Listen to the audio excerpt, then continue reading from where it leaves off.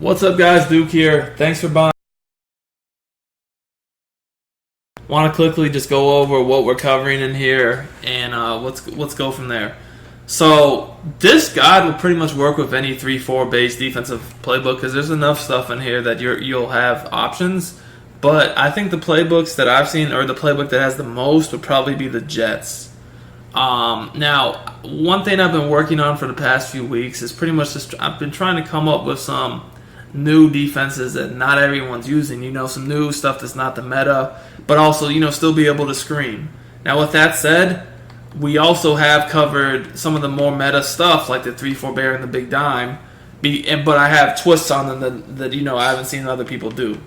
So I have some new setups from those formations that, like for instance, big dime, I have like a blitz that only rushes two, it's flipped, only rushes 2-3 guys, and you have to max protect against. I haven't seen anyone have that. 3-4 bear, similar thing, flipped, but can either screen with 7 or it can blitz like 2 to 3 guys. So we do have some formations that are more common, but then also I've labbed some other stuff that's not common. Like I got some of the 3-4 even, some predator, some stuff like that. I wanted to come up with some new formations that people haven't been using a lot that will still let you scream, and I think I've done that for sure. We're going to have blitzes, like I said, 2 to 3 man rushes that force max protect. We're going to have 6-7 man blitzes that beat max protect. I'm going to go over the best run defenses in the game and also give you different little coverage tricks here and there against, certain formations so y'all can know how you can play some coverage too. I also, like I said, I will be telling you when to run each type of defense, kind of like the strengths and weaknesses of each defense and, what each defense is going to be best to use against what formation. So hope y'all guys enjoy this guide. Like I said, you're going to have a lot of playbooks that you could use this from. I feel like the Jets has absolutely the most of.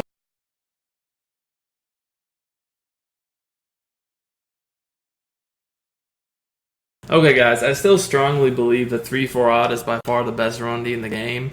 I do have some new setups. I do have been using some tweaks I've been using to my run Ds that have made them even better. And I basically, like I said, I have some new run Ds. I have 3 coverages I use to defend the run right now. Cover 4, cover 2, and cover 0. And I want to show you what I do from all of them. So when I'm running 3-4, I definitely have the updated blitz scheme I gave y'all. But, this is honestly like the main formation I'll use to stop the run. So my audibles for this are pretty much pinch bug 0, pinch dog 2 press, and then also the cover 4 drop show 2. Or, you could use the cover 4 quarters. Honestly, that doesn't matter. You could use either cover 4. Cover 2 man, honestly, like the other audible is completely up to you. I don't really use any other plays from this formation, so I guess you could put like cover 3 cloud in there if you just wanted a cover 3. But, as far as stopping the run goes, I don't use cover 3 to stop the run. It's probably, in my opinion, the worst run defense in the game, coverage-wise. I use the pinch bug 0, some sort of cover 0, cover 2, and cover 4. Those are really the only types of coverages I will use to stop the run. So we're in the Raiders playbook here, who probably have the best runs in the game, I would say. And we're going to just go over all the different runs, and how to stop them. So eye close is probably the most common stretch out there, I'd say, in my opinion. So what I do is pretty simple. So I'll start with cover 4 first. I base a line and press, pinch my D-line, crash them down. I spread the linebackers out, and then I blitz this linebacker that's not already blitzing.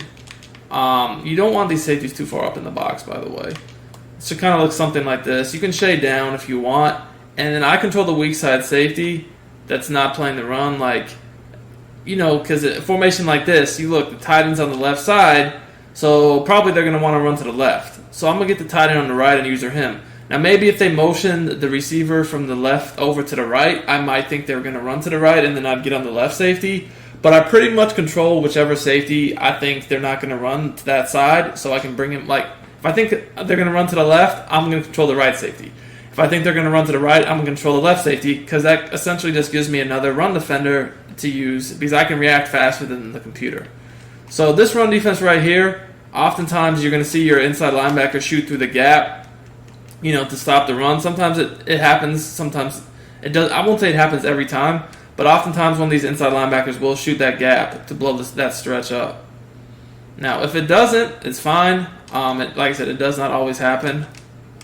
But, it's solid enough run D to even when it does not happen, we're going to be there. And you can shade down or up, whatever you want to do. We're going to be there to blow it up ourselves. Just like that. So this is really good run defense. In my opinion, it's probably one of the safer ones in the game. So that's like if I want to do a cover 4. So if I want to do pinch dog 2 press, this is a cover 2. This is going to be a little bit different. So when I'm doing this one, and this is really good, I'd say cover 2 is really good against compressed formations like a single back, an I form close, a strong close, a single back ace close, like formations like that where people want to run the ball with compressed receivers. Because when you baseline and press from this cover 2, these flat zones are going to fly in the backfield really good. The other thing I like to do is I like to pinch my linebackers and contain, and then I'm going to use the inside linebacker on the side I think they're running the ball to. I'm just going to stand over the guard. And at the snap, I'm going to have the ability to blow this up myself just by running straight in the backfield. Now right there, it was a little weird the way the defense played. They just let Khalil Mack in, which I'm completely fine with. But most of the time, they're not going to do that. Most of the time, they'll block him, and then I'll come in just like that myself. And, I can go for the hit stick, or I can go for the conservative, just normal tackle. It kind of depends upon how my player, is as far as his tackling. Is he like a hitter? Is he kind of like just a regular guy? It depends. Like, for instance, Bobby Wagner and Luke Kuechly, I will go for hit stick every time because I know they have the thing that they're pretty much not going to miss tackles and they're hitters. So, but now, a guy like Trevathan, I'm not, he's not terrible, but I'm not thinking he's really a hitter like those guys, so I'm going to be more conservative. Now, the other thing I want you to look at is how both of the outside corners flew in the backfield. So, at the very least, it depends upon what formation the offense is in, but at the very least, they're going to take out the lead blocker like they did here, if not make the tackle themselves. But, I was obviously here for the tackle, so boom. Now, like for instance, if they were in a formation like even the wing flex close stretch, this would be really good defense against that too. Now, obviously, like guys, I know they can use motion to pick up the outside corners, like we know that. But some people don't know how to do that themselves. So, not always will you face someone who knows how to use motion to pick up these blitzers from the edge. Not blitzers, but corners from the edge. Some people don't know how to do that. As you can see here, I'm in the backfield mainly. The corner's in the backfield. It's blown up. So there are ways you can counter this with motion, but this is really good for someone who does not use a bunch of motion in the run game to pick up the guys off that edge when they're the corners. And even past that, though, from this alignment, you can see how easy it is for me to shoot in the backfield. It's super easy. See how the D-line crashes down, and then the tackle takes the outside linebacker that's blitzing. That just leaves a big hole for me to go through myself. Now, of course, you can mess around if you want to, like crashing line up and stuff like that, like something like this. Personally, I kind of just leave it the same, but you definitely can crash the line up, and it lets you get a more direct path into the backfield. So that's another way you can do it. You guys can see there again, baseline press, crash line up, pinch linebackers, contain. It will give you a more direct path into the backfield of your user. So it's just whatever you feel more comfortable with. I think it's easier. Honestly, for the average person, it's probably a lot easier to do if you crash the line up.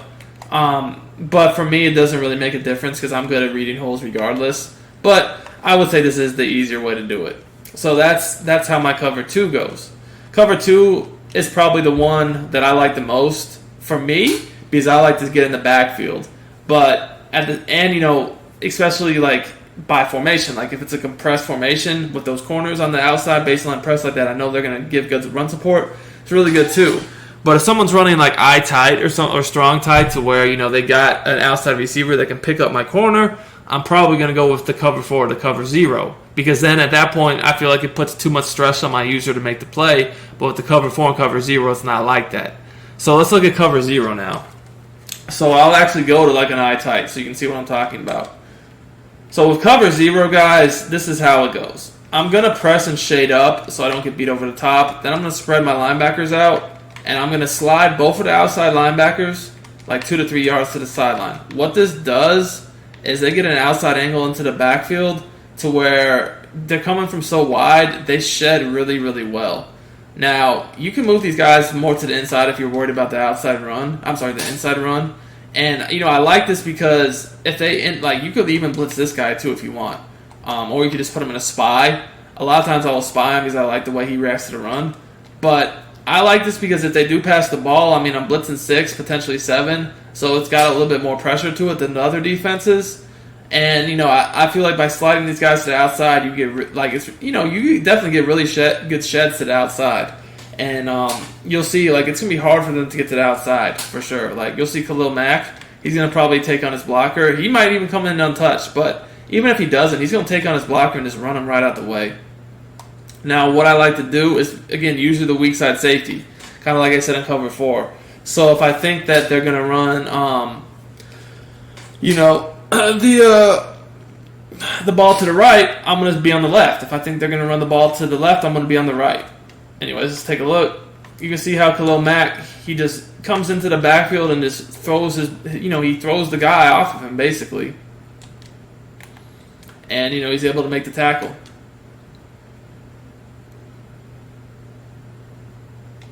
Really, really easy. For sure, really easy. So again, baseline press. Don't want this guy like this.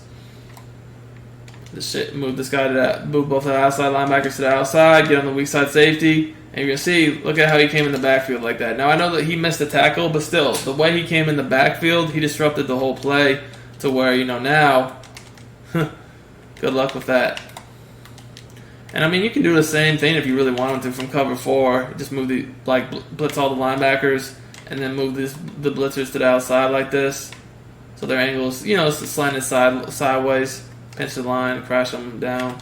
Then you have the 2 blitzers in the inside too, and usually the weak side safety. So you can kind of combine all the run Ds together out of this, and you'll get the guys that potentially will come up the middle, and then the guys on the outside, getting that good shed. So that's a good one to use.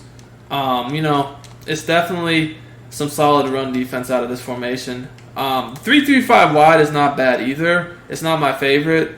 Where is it at here? So the cover 1 the cover 1 contain, you can do a similar concept. I just feel like this one is weaker up the middle, so I don't use it as much.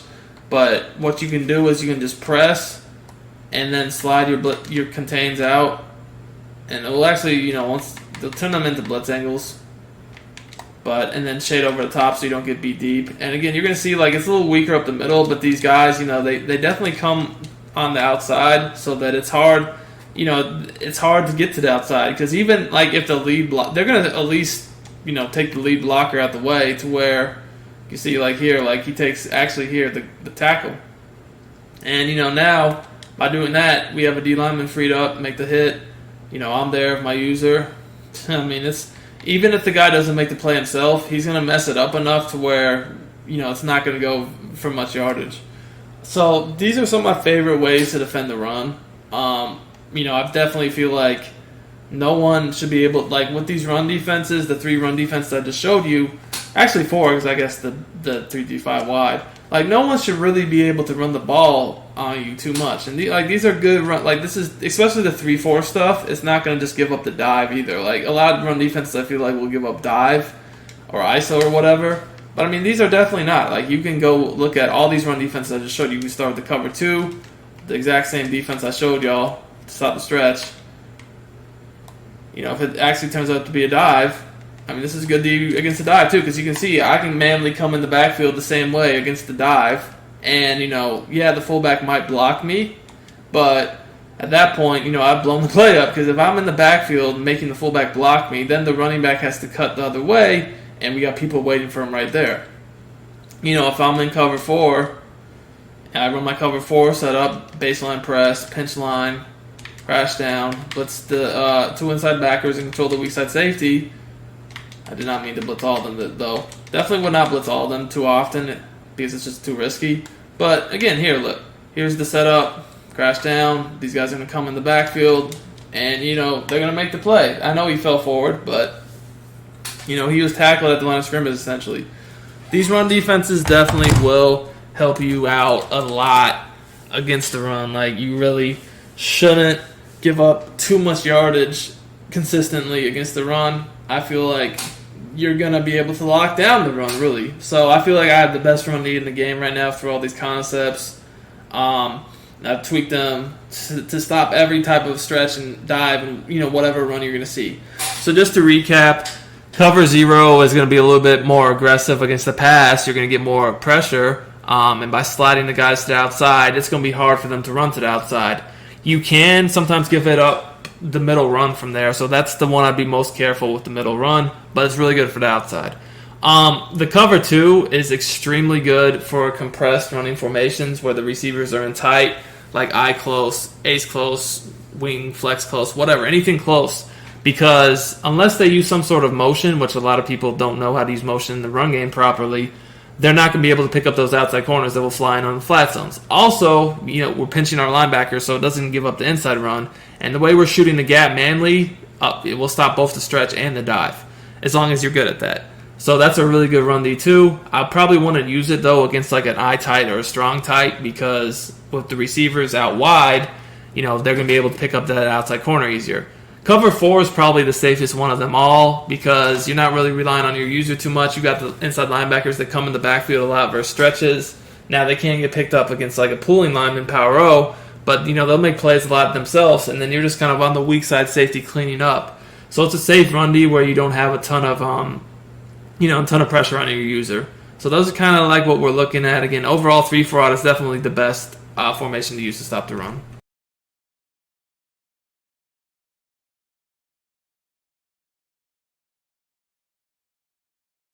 Alright guys, so I want to show you a few more run defenses in this video. Now I will say part 1 was definitely the best overall run defenses. What I'm about to show you is slightly not as good, but it still is very good. And the reason why I'm showing you these defenses is if you're in other formations other than 3-4 odd. Because like I said, I kind of went over this in some of the other videos in here, but in case, I know some people don't watch everything, so I want to make it a point of this. Basically, I want to show you how to stop the run from cover 1, because you'll find cover 1 out of 3-4 predator, 3-4 even, 3-4 bear, whatever. Any sort of cover 1D, the cover 1 QB contains are the best, like 3-4 bear, cover 1 QB contain, 3-4 even, same thing, cover 1 QB contain, and 3-4 predator, same thing. Now, the only one thing I'll say about 3-4 predator is that formation actually technically has a D end, so we can't. Now, what we're going to do is we're going to move the guys on the contains or blitz angles, whatever, we're going to move them a few yards to the outside. And that's going to really mess up the outside run. It's going to make them shoot him free, either make the play themselves, take out the lead blocker, or at the very least make you cut back, the runner cut back into the middle of our defense where we're waiting. So it's going to make it hard to run stretch, and cover 1 in general reacts to the run pretty well, so it's also hard to run up the middle, although it is a little bit weaker up the middle, but we can take that away, obviously, by using the safety. But anyways, 3-4 predator works well, but it's probably of the ones I just mentioned, and you can also do that at 3-3-5 wide, by the way, too. That's another good one. Which I think I mentioned in the first video. Actually, technically, you can do this from 3-4 odd. It's just they don't have a strict cover 1. But you can run pinch bug 0 kind of the same way, moving the guys out, which I also showed. You could run like Storm Brave 1. So you could do it from that too. But 3-4 Predator is probably the worst one because it's technically there's a D end who's going to be under contain, and obviously you can't just pick the D end up and move him like the other formations. Like, I'll show you what I mean. So, like, you can't just, like, again, we're not, and the other thing is we don't baseline. Because if a lot of people try to use motion in their blocking, and we don't want them to get a numbers advantage by motioning, so we like that guy to follow. But see, we can't just, we can slide this guy out of step, but we can't just pick him up and move him like we could the other side. It's still good, though, as you're going to see here. It's just not quite as good, because, like, if they ran it to the left, it wouldn't be quite as good as the D is to the right. But, oh my goodness. So, one thing you'll see here is, look at how, I think this is Irvin, the guy we slid out. Is it? Yeah, it's Irvin. So look what he does here. Let's watch it from his point of view. Let's just flip it, though. See how he comes in, and he just sets that edge so well. Like, even though the tight end got his hands on him, you're not going to get outside him. So that makes them, like, sometimes he'll make the play himself. Sometimes he'll take out the lead blocker. But at the very least, what he's going to do is he's going to set the edge way better. And he's going to force you back in the middle, where in the cover 1, that's where all of our guys are waiting. As you can see here, right back into his stick. Now, another thing I want to let you guys know is there's certain linebackers on this game that have that ability to basically destroy the run and not, like, it's, you can't break the tackles. I know Kuechly, like Wagner, I think Clowney might have it too. These guys are valuable because the issue right now of armbar and broken tackles is pretty big. And if you have a guy like that, it's not popping off. You know what I'm saying? Now, I don't, Clowney and Wagner are about to be on the same team, so that D's going to be lit. But, do you want to pick your team, your defense, for that alone? I don't know. But you definitely have those abilities in mud and whatnot you can equip, so keep that in mind. It's definitely a good ability for all the broken tackles right now. But actually, I do want to show like a 3-4 even or 3-4 bear, just to show you when you can move both guys out. That's definitely the best. Like the 3-4 bear run D is overall horrible, but this play in itself is good. It's just 3-4 bear in general is bad run defense, but this one will work well. So again, you just move these two contains a few yards out to basically, if they run to the outside, you know that they're going to get messed up. And you just get on the safety and just play the inside run. Like if they ran a dive, run up and mess it up. But if they run to the outside, you're just in support. You're not really trying to do too much. Just make sure that you're there to make the play when needed. But it's like you're not really relying on your user to do too much. Again, look. See how even though Irvin doesn't actually make the tackle, he makes it so that you can't get outside him. And you have to go back to the middle where, again, we're in cover one. So this is where all of our guys are going to be waiting just right there. So if you're going to somehow get through all these defenders, good on you. It's probably not going to happen, though. But, again, a very important thing is do not baseline. Because a lot of times people will try to, like, playmaker or flip the run. I'm actually going to do exactly what people want to do. So a lot of times people will flip the run and just snap the ball right when he gets past that tight end. Try to create a numbers advantage in their blocking. Now, by doing this, by no baseline from cover one, they're not going to have any numbers advantage because this guy's just going to go right across the formation. Oh, well, he should have, but he did not. But look, there's still nowhere to go. Now, if you notice that happens, what you can do is you can just go ahead and flip it right with him. Sometimes that does happen because it's a glitch. This kind of stupid run blocking glitch. So if you notice it happen, just flip right with him, and he'll just go. He'll just now we're good. Like the guy is playing over there himself. He's not going to fall for that fugazi, all right? So keep that in mind if someone's doing that to you. Another thing to do is if they run dive. Let's see if I have to dive in audibles. No, I don't. So let's come out and dive. If they have dive, again, we're on the safety, so you're going to have to come support that. Like we're a little bit more passive if it's an outside run because we know by spreading or moving these linebackers out manually, it's not that big of a deal. They're going to defend the outside run well. So it's like we're kind of just supporting. We're not really having to do it ourselves. Now, when I'm an even, by the way, I probably would go ahead and shift the line left or pinch them. I don't really like to leave them that way, the way they are, because there's just too many guys on the one side overloading and not enough people on the left. But if they want to dive, you're going to have to come up just kind of like I do here and play it yourself. Again, you don't have to make the tackle.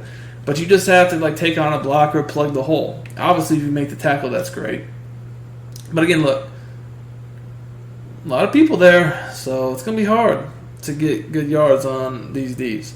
Now, like I said, I think these Ds are not quite as good as the ones I showed in the first video, but they're definitely nice. So, if you're going to run a lot of 3-4 bear, 3-4 predator, 3-4 even, I might go ahead and take out of your audibles, the play you blitz from the least, and put these in your audibles, the cover one plays, for run defense purposes, just if someone happens to be a runner and you feel like you need to be in a better run D, have them in your audibles waiting.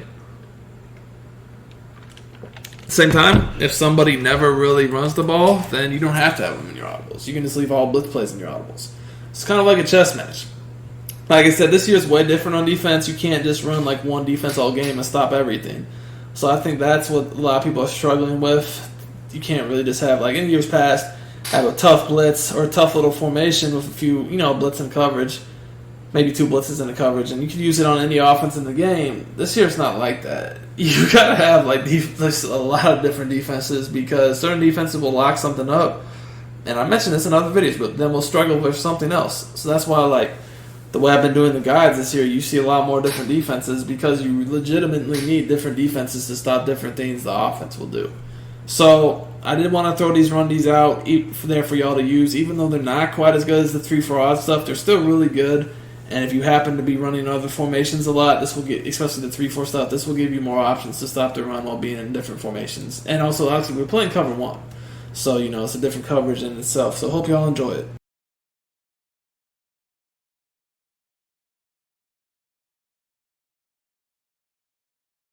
Alright guys, in this video I kind of want to give just a brief overview of each defense so you guys can have a general idea of like when you're supposed to use each defense, what it's best for. So 3-4 odd is my absolute best run defense. I have like several different ways to stop the run from this formation from different coverages or while bringing pressure at the same time that it's going to be effective for y'all. Like anytime someone's a heavy runner, I think 3-4 odd is a must-have because you can stop the run. But then also if someone's in a formation like where it's like still, yes, they run a lot, but they also pass, it's still really good because there's ways you can have good solid run defense while still screaming, or you can scream. So, 3-4 odd is definitely a defense you're going to have to be well aware of. Now, I'm sure you guys already know the different ways to bring pressure from this defense. I would think so. If you've bought any of our guides this year or have played this game competitively, you probably already know that. But like we will definitely be going over some run defense in here that's not like, everyone probably knows like cover 4. Yes, we'll show you cover 4. But I have other fronts I can stop the run or coverage schemes I can really stop the run from 3-4 odd. So 3-4 odd is either when someone's got a good running scheme, or sometimes some people just can't block the 3-4 odd blitz 7. So if someone just can't block that, sure. 3-4 petter and 3-4 even. So these are two blitz schemes, new blitz schemes I've come up with that are not the meta at all. Like I've not seen anyone run them. I like them a lot because they're global setups that work well from any play. Although I do break down the plays I like to use the most. So you can just do a simple 4-5-man setup that's like really easy to run. Or you can start blitzing 6-7 guys to beat advanced blocking or even max protect. Very easy blitz setups. Now, this stuff is going to be, we're not, the way we use it, like, we can definitely stop the runs from these defenses well. So it's not going to be bad against the runs. We're going to be really good against shotgun. This is like shotgun runs, I would say. These defenses are pretty balanced. I would probably use them, more against the guy who mixes in the runner, the pass, is in single back, is in shotgun. Like, this is really good for maybe like the 2 tight end stuff. Like people that are, I want to say they're heavy runner or a heavy passer, they just kind of mix things up because you can do a lot from these formations and not really have to like be too concerned about what the offense is coming out in, because at the end of the day, run defense is fine. But if someone is just a heavy, crazy runner or audibling into an obvious running formation, you can obviously just audible from either of those formations to get into the 3-4 odd. Now, another thing about this 3-4 even is you have the package if you want to get your strong safety in the game at the linebacker position. So, like, if your linebackers suck or maybe your personnel is bad, you could just come out in this package at all times and then even audible into the 3-4 predator or 3-4 odd. Even if you have no intention of running this, you just set your audibles for the other formations and get your safety in the game that way. Now, nickel normal. Nickel normal is one of my favorite defenses in the whole game. I've had many setups to this all year long.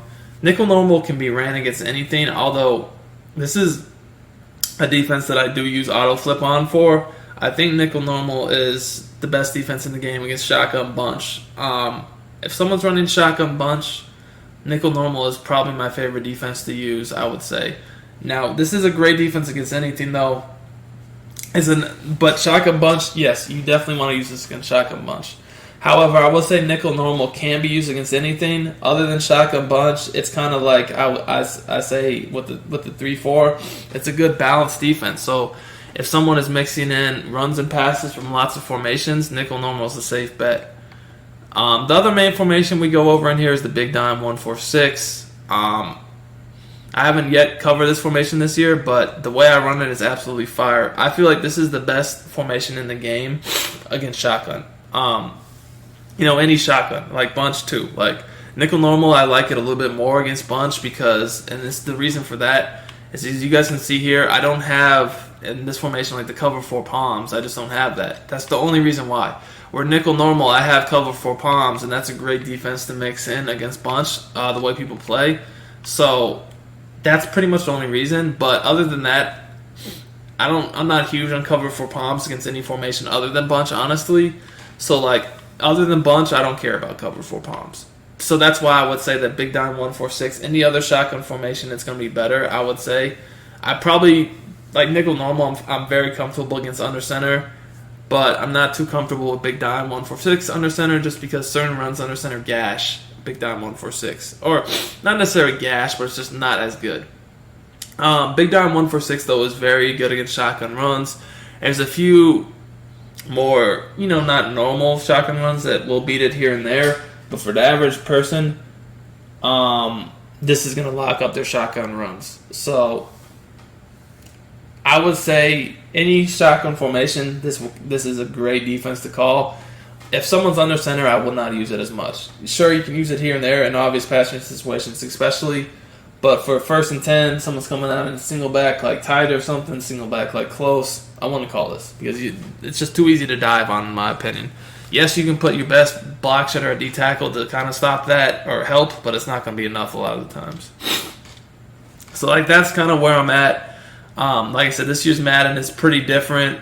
Like in years past, there was like defenses that would just work against everything, and this year it's not like that. You have to have a lot of different defenses in your bag because, certain schemes and formations just are, struggle against certain defenses but kill others. So that's why I feel like this, you gotta learn all this stuff. You can't just not learn, just learn one or two main ones. You're gonna struggle because big dime may kill shotgun, but then you go against the under center guy, they're gonna kill you if they're good. 3-4 odd, it's great run defense and it's a great blitz, but if someone has a more advanced passing game and they can block your blitz, then you're gonna get killed.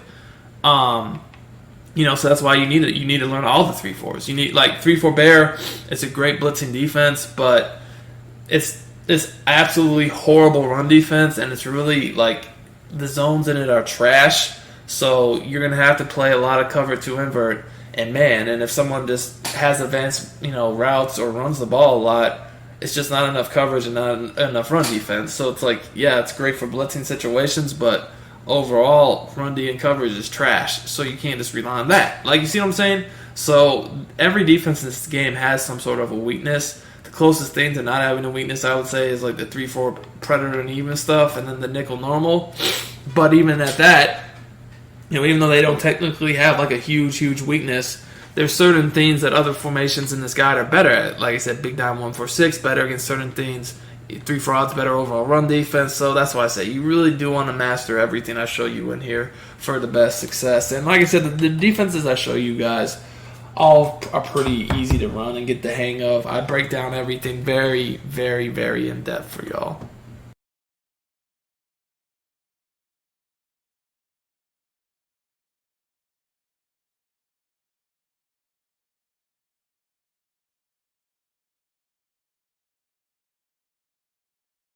Alright guys, I want to show you my big dime 236. It's a pretty good scheme I got to where I got a 2-3-4 man blitz that you can run. I have auto flip off because I feel like the blitz works best from the left, and it works against all types of formations, spreads, trips, single back, shotgun, bunch, whatever. Personnel wise, always use the safety in the box to make sure he's fast.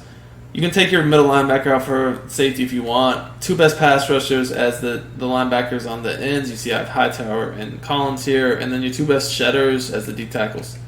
Fastest DB in the slot because he's going to be blitzing. And if you got guys who can man up at safety, that's going to be good. Audible-wise, there's a lot of good coverages here, but these are my preferred ones. Cover 1 linebacker blitz, silver shoe pinch, cover 4 palms, and cover 2 invert. If I'm not playing someone who runs a lot of bunch, I probably don't need cover 4 palms as much, and I might switch it out to the cover 2. So first I want to show you the blitz. There's silver shoe pinch, which is the easiest one to set up, and then there's also a setup from any play that's good too. This is probably the easiest one to set up though, because you don't have to do a step on silver shoe pinch that you have to do in others. Essentially what I'm going to do is I'm going to press and shade over the top when I'm in man. It's because I want them to come up and get pressed, look like they're pressing but not actually pressed, so they can't just get beat off a streak. Now, if you need to slide this guy in, slide him in, crash the D-line down and contain. You don't have to slide him in, but it's going to be better that way. I'm sorry, you do. Excuse me. You have to slide him in if he's lined up like this to where he's not on the contain. Some formations he'll already be here though, so you don't have to. Just take a look at it. Technically, you only need these two guys blitzing. So, I mean, you can coverage these other guys out if you want. And then I just use with this guy. You know, you can hover here. You don't have to, but you can. Or you can hover over the D-tackle if you think they might run. I think for, like, people doing extra blocking, hovering over here is better. So, as y'all can see, that's a two-man rush that comes off the edge. Now, it's going to work against a block running back, you know, and you don't even have to put all those extra guys in coverage. You can just leave it like this and blitz, you know, the 5 guys and just stay here with your user. You can be over here. You know, it doesn't matter all too much. The way to slow this blitz down would be have the running back on the same side, especially if you ID him. So I've even seen sometimes max protect not block this blitz, only rushing 2 or 3, so it's kind of crazy. And it's good against the run too if you stay over the D-tackle. I'm going to show you in a second here. Like, and it's nice because it's so easy to set up and you have the ability to put all the extra guys in coverage. So again, like, say you think they're running, you could easily just set the blitz up, stand behind the D-tackle, and then, you know, just come in the backfield. And even if you don't make the tackle yourself, it's going to be hard to run like an inside zone or a shotgun run against this, for sure. You can see, I took out the blocker. We got Shed, hit stick. Well, actually, it wasn't Shed. He just came in untouched, a hit stick in the backfield. It's good against all shotgun runs. It's good against under center, single back type runs, but obviously, I probably wouldn't run this against like a heavy-ass running formation like I-tight or something, because it's probably like that, not that type of run D. So like I don't base a line, I just press. So even if I'm going up against like trips tight end or a trips formation, I'm just gonna leave them. I'm gonna leave them lined up directly over the top of who they're supposed to be defending, because especially with the RPOs this year and bubble screens, that's gonna be a lot better for me, just in general. So like here, we can go ahead and just show you again. You got to move them in, contain, crash line down. Again, you can cover these guys. You don't have to, but you can. Again, you don't even have to hover, but again, it makes it better, I think, when they start blocking extra people. But yeah, it's a real simple, easy blitz. And like I said, I've even had like just my 2 or 3 4-man rush set up. They'll like max protect it, and like I'll still get in sometimes. So to show you that here, I'll set up the 3-man rush. And you can put the guys in coverage in pretty much anything. I stick to putting this kind of purple mostly, like in the spy hook zone over the middle. So then that gives me options with what I'm doing. But anyways, here, look, I'm max protecting, and we'll see if I get in. Max protect, 3-man rush. And as y'all can see, he does get in. Now he did fall over himself as he came around the corner, but he definitely came around there free. And if he didn't fall, he was probably gonna sack me. That's how annoying this blitz is.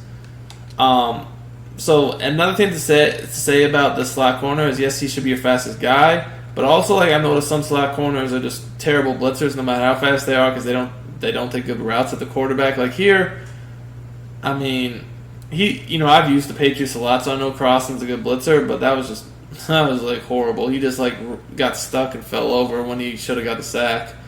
That hasn't happened too much with me with Crosland, but I have noticed certain DBs I've used blitzes on in the game just aren't good. So if you have a corner who's fast, but then you just see this type of stuff continuously happen with him, I just try someone else there. But yeah, y'all can see that was going to be a sack, 3-man rush against a max protect. So sometimes it does work on max protect, but I'm not going to sit here and say it's always will, because again, it's a 2 or 3-man blitz. Like it could, like if they max protect on the left, the side we're blitzing from, it's definitely probably going to get picked up more than that. But max protecting the other way, a lot of times does not work. But again, like I said, like if we're forcing them to max protect to pick up a 2 or 3-man rush, we've won at that point. Similar to what I said from the big dime. Like at that point, you've already won. Like you're forcing them to do that much. And also, like I said, you can run this blitz concept from any play of the whole formation. All right, and I'm gonna explain to do that now. So let's just run it from. Why not just pick a random play? Let's just run it from cover 4 palms. So again, all I'm gonna do is press, crash my D line down, blitz this corner if he's not already moving, and so he's on the contain. Now, he's not even on an assignment here. All right, now the other thing you have to do is you have to shift your linebackers to the right. If you're running it from any other play that's other than silver shoe pinch, you have to blitz them from the right. Shift your linebackers to the right. Now, like I have a whole bunch of players just not even on assignments here. So yeah, let's just see what happens. I mean, it worked, and somehow the quarterback threw the ball like perfectly as he was sacked. But yeah, I had like 3 players not even on assignments. Now, back in the day, there was a glitchy no assignment blitz I found that they would just never block the guy because he was on no assignment, so they didn't even realize what he was in half the time. To be quite honest with you, I have not seen this. Like, I've run this play a few times, and I don't know if I've just not noticed that this guy's not on assignment or not. But honestly, at this point, I'm very interested in this. I want to see if I max protect on the left. If he's on no assignment, they will still ignore him. And if so, we have just found the glitch. So let's do it. And it probably is not going to work like that because when I had that no assignment blitz, it was years ago. But we're about to see. Yeah, I figured they would still block him. So you see, it still does get blocked. But that was kind of interesting. But yeah, that's how you do it from any other play. So again, I could be in like a cover 2, whatever. I'll come out of cover 2 this time. That's how you do it from any other play. Any other play but silver shoe pinch, you also have to shift your linebackers to the right. And, they just line up. It seems like they just line up a tad different in the silver shoe pinch where you don't have to. But any other, I have noticed you do need to do that. So again, oops, I didn't even set my defense up. My bad, y'all. Alright, I don't know why I just hiked so fast. I was actually trying to get into the other gun doubles, 4 verticals. Alright, so again, press, crash the line down. If you're not in silver shoe pinch, you shift your linebackers to the right. You're going to have to move this guy and blitz him if he's not already and put him on a contain by containing and making sure he's slid in. You do whatever you want with these assignments, like you can man them up, whatever, that's up to you. Bam, I mean, like I said, all this other stuff is just up to your discretion, how you want to do it. Again, you can see it's screaming. So you can see this blitz is pretty tough. Now, if you want to combine it into another pretty good, another way to get this blitz, you could do a little 6-man action. And just use this guy right here, kind of like this, turn it into a 6-man. Now, again, I probably wouldn't recommend doing this because it's almost pointless because you already have a 2 or 3-man blitz that's super hard to block, so why even do all this other stuff? That's the way I look at it. Like, I personally want to do that, just being real. I would not do that, but you can, and that's going to get this guy coming up the gap with your guy coming off the edge. And, like, you would definitely do that from silver shoe pinch, just like this, right? Hey, man. Can you stay put? Alright, there we go. So yeah, I mean, this will allow you to get that edge with that gap. But me personally, I just like bringing the 2 to 3-man edge. I don't like bringing the 6. You can though, obviously, if that's your cup of tea. But honestly, I just feel like it makes it worse because the guy doesn't. It's funny to me. I don't feel like the guy comes as cleanly off the edge when you send 6 as he does when you just blitz like 2, 3, 4 at the most. So that's what I like to do. Another thing you can do, say they're doing, they were really just coming out here and you knew they were max protecting, you could send 7 at them just like any other formation, get on the guy guarding the tight end, just come up over this tackle, put your dude on a blitz angle, and basically engage with the tackle and then drop back. By doing that, and you should, to me, it's not even necessary because just the blitz from the left is so good by itself. I don't even think you have to do all this other stuff. And you can see my user got stuck there. But by doing this, you should get guys coming up the middle as well as the DB, just as what happened here. But again, I don't even think it's necessary because the DB alone is just so good. I don't feel like you need to do that. You can just easily run silver shoot or whatever play you want. I don't think you need to do any of this other stuff. I'm just throwing it out there. Now, I haven't even gotten into the coverages because, like I said, the coverages are so good in themselves. To me, the coverages make it so that they can't even expect this blitz because of how good the coverage really is. But, yeah, you can see that guy's coming so clean off that edge. Why even do this stuff? I know he fell over, but y'all saw as clean as he came. He's fell over once or twice. Most of the time, he's going to get in that sack. It's super clean. You don't need to blitz all those other people. Now, as far as the coverages go, I'm about to show you what I do. So first of all, if they're in bunch, I know I kind of broke this down from the nickel, but again, like this cover 4 palms just locks this crap up so good. I mean, all I'm gonna do is the same thing. I'm gonna shift my linebacker. I'm just gonna press shift my linebackers to the right. I'm sorry, not my D line, but my linebackers to the right. And I'm just gonna bring this guy in, make it look like the blitz. Get on. Now this time, when I'm in cover 4 palms, I do use this guy. If you want, you can spy one of these D tackles. But other than that, that's all you have to do. Like I said, cover 4 palms defends bunch really good because it just the coverage for it is perfect. Basically, all I have to do is watch the slot receiver. Kind of went over this, like I said, a nickel, but any corner out flat combo is going to play. It's basically going to play. It's going to match on mesh post. It's gonna match on pretty much all the popular stuff: verticals, mesh post, corner, flat combos. Now the thing is, if they have a dude like Julio Jones that can even get open on pretty much everything against match, then you have to watch him yourself. But I mean, other than that, you can see there's nothing open here. I would just watch the slot here, but there's really nothing. The only thing I'll say is if they're in verticals and you're in cover 4 match, you do have to watch the wheel route coming open. So say that you were in the cover 4 palms and you saw them do the motion out on the wheel. What you would want to do is you could do one of two things. You could just put them in. Now, what I do sometimes is I'll just individually back up the coverage on that guy, so I'm not so worried about it. But if I'm super worried about it, I'll actually put him in the outside third also once I see the motion. Because once I see that, I pretty much know, like, okay, as long as I put him on that outside third, he's not gonna actually match, so it's not gonna just be open like that. So now I can just guard the guy coming over the middle or whatever else the case may be. If I do a spy, I can send a spy if I see them stepping up in the pocket away from the pressure. Again, realize that this defense, to get its full potential, not just the corner blitz, but its full potential to play the coverage that I'm about to show you, you definitely do want to have some good pass rushers so that you can send 3-4 guys and eat off the pass rush itself while playing good coverage. Patriots don't really have that, so it's harder to, this wasn't really the best team to show this with. But say like you have some star pass rushers, this will definitely be really good.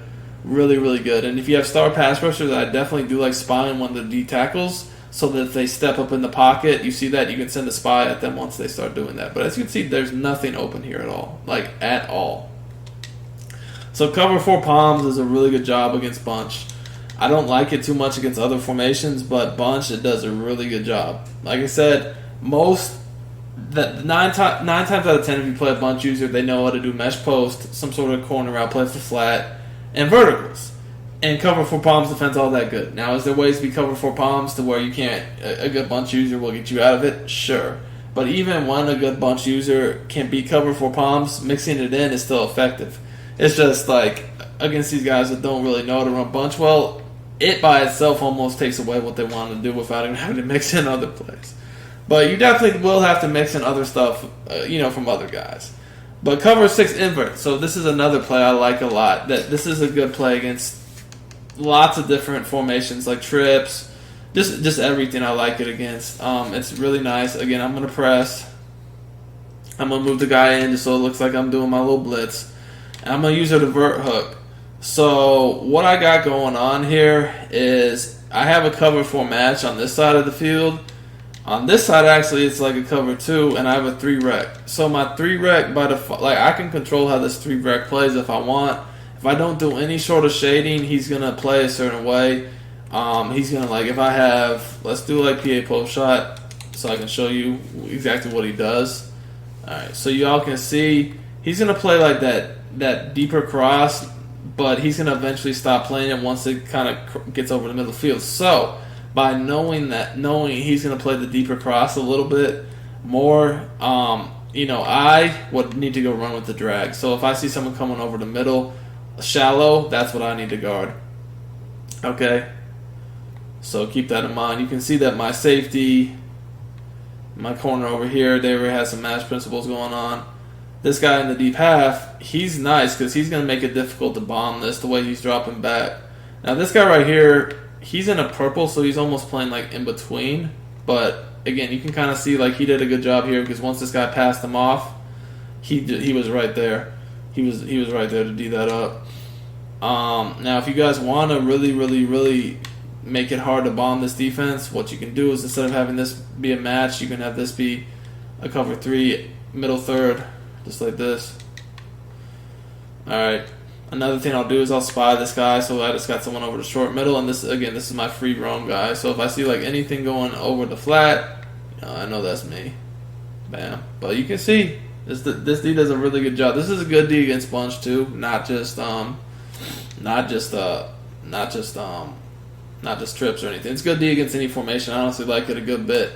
It's a good mix in just spying that D tackle, knowing the 3 rec is going to play the deeper crosses, so you can play underneath on the shallow stuff. It's a good defense. So like, let's say that they were in actually bunch, and they went like a little vertical play, whatever, same setup, right? So again, something like this, I know that, okay, like, here's the verticals coming. I know that I'm not going to get bombed off verticals. At least I shouldn't, because I got the safety, the safety is going to be on that nice little route, alright?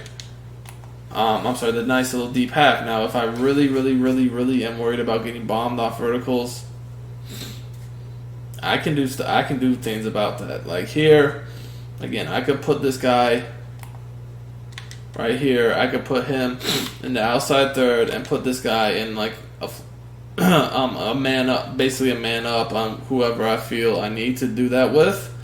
I could basically man up and then put this guy in the the middle third. So I can man this guy up on whoever I feel I need to, whether it's the guy in the slot, across the, whatever, him, whatever. I can man him up however I see fit. I'll do the slot here. And then if I was to do that, I would put this guy in a flat zone.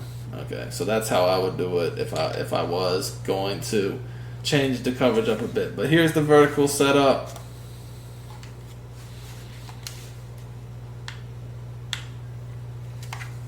And you can see Julio looked like he beat his man pretty bad. However, I was able to recover and get the pick. But yeah, that man up definitely just got whooped. But you can see the verticals route is taken away. The drag is taken away well. You can see this time the 3 rec actually stayed down and that matched it. So, can cause a little problems here and there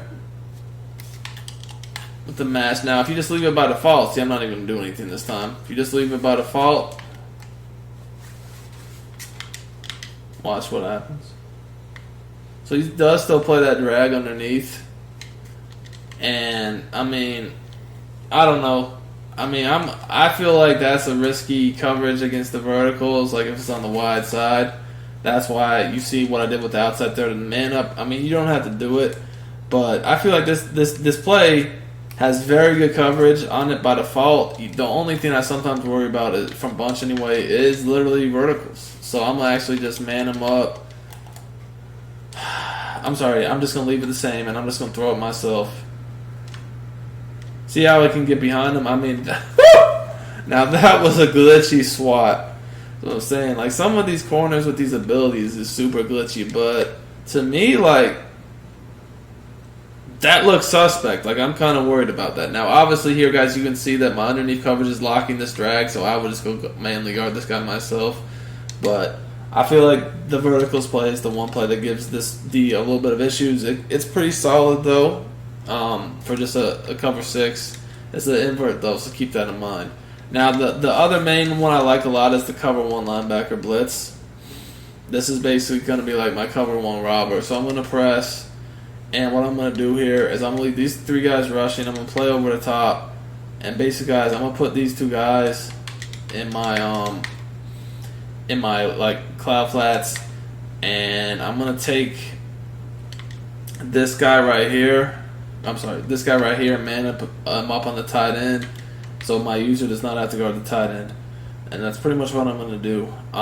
If I want to, if I don't want it, like if I need this guy to play over the top, I'll do that. If not, like, I'm just going to leave it as is. I could even put this guy like as my user, and then just put this guy over the middle of the field if I wanted to do that. I could put him on a mid-read and then just play with this guy as my user. So I can do that too. Kind of, again, all depends what they're doing. to be quite honest. But as y'all can see, like, for a 3-man rush, this play does get some good pressure. So this is basically like my man cover 1, rush 3, lock the sidelines up defense. And I shade over the top to make sure that there's nobody getting beat deep. Now, if I see that if I think that they're gonna do verticals, guys, this is my adjustment. If I think they're gonna do verticals, if I think they're gonna do verticals, what I end up doing is I basically put this guy in the outside third or the outside quarter. Either or is fine, and then I man this guy up with this safety right here. Now, if I do this, I do not leave the tight. I do not use the guy that's guarding the tight end. I use this guy that's in the deep zone. I shade over the top because I'm not gonna I don't have the ability if I'm gonna do this. If I'm worried about verticals, to man this guy up on the tight end because I have to man them up on the guy that I'm leaving unguarded.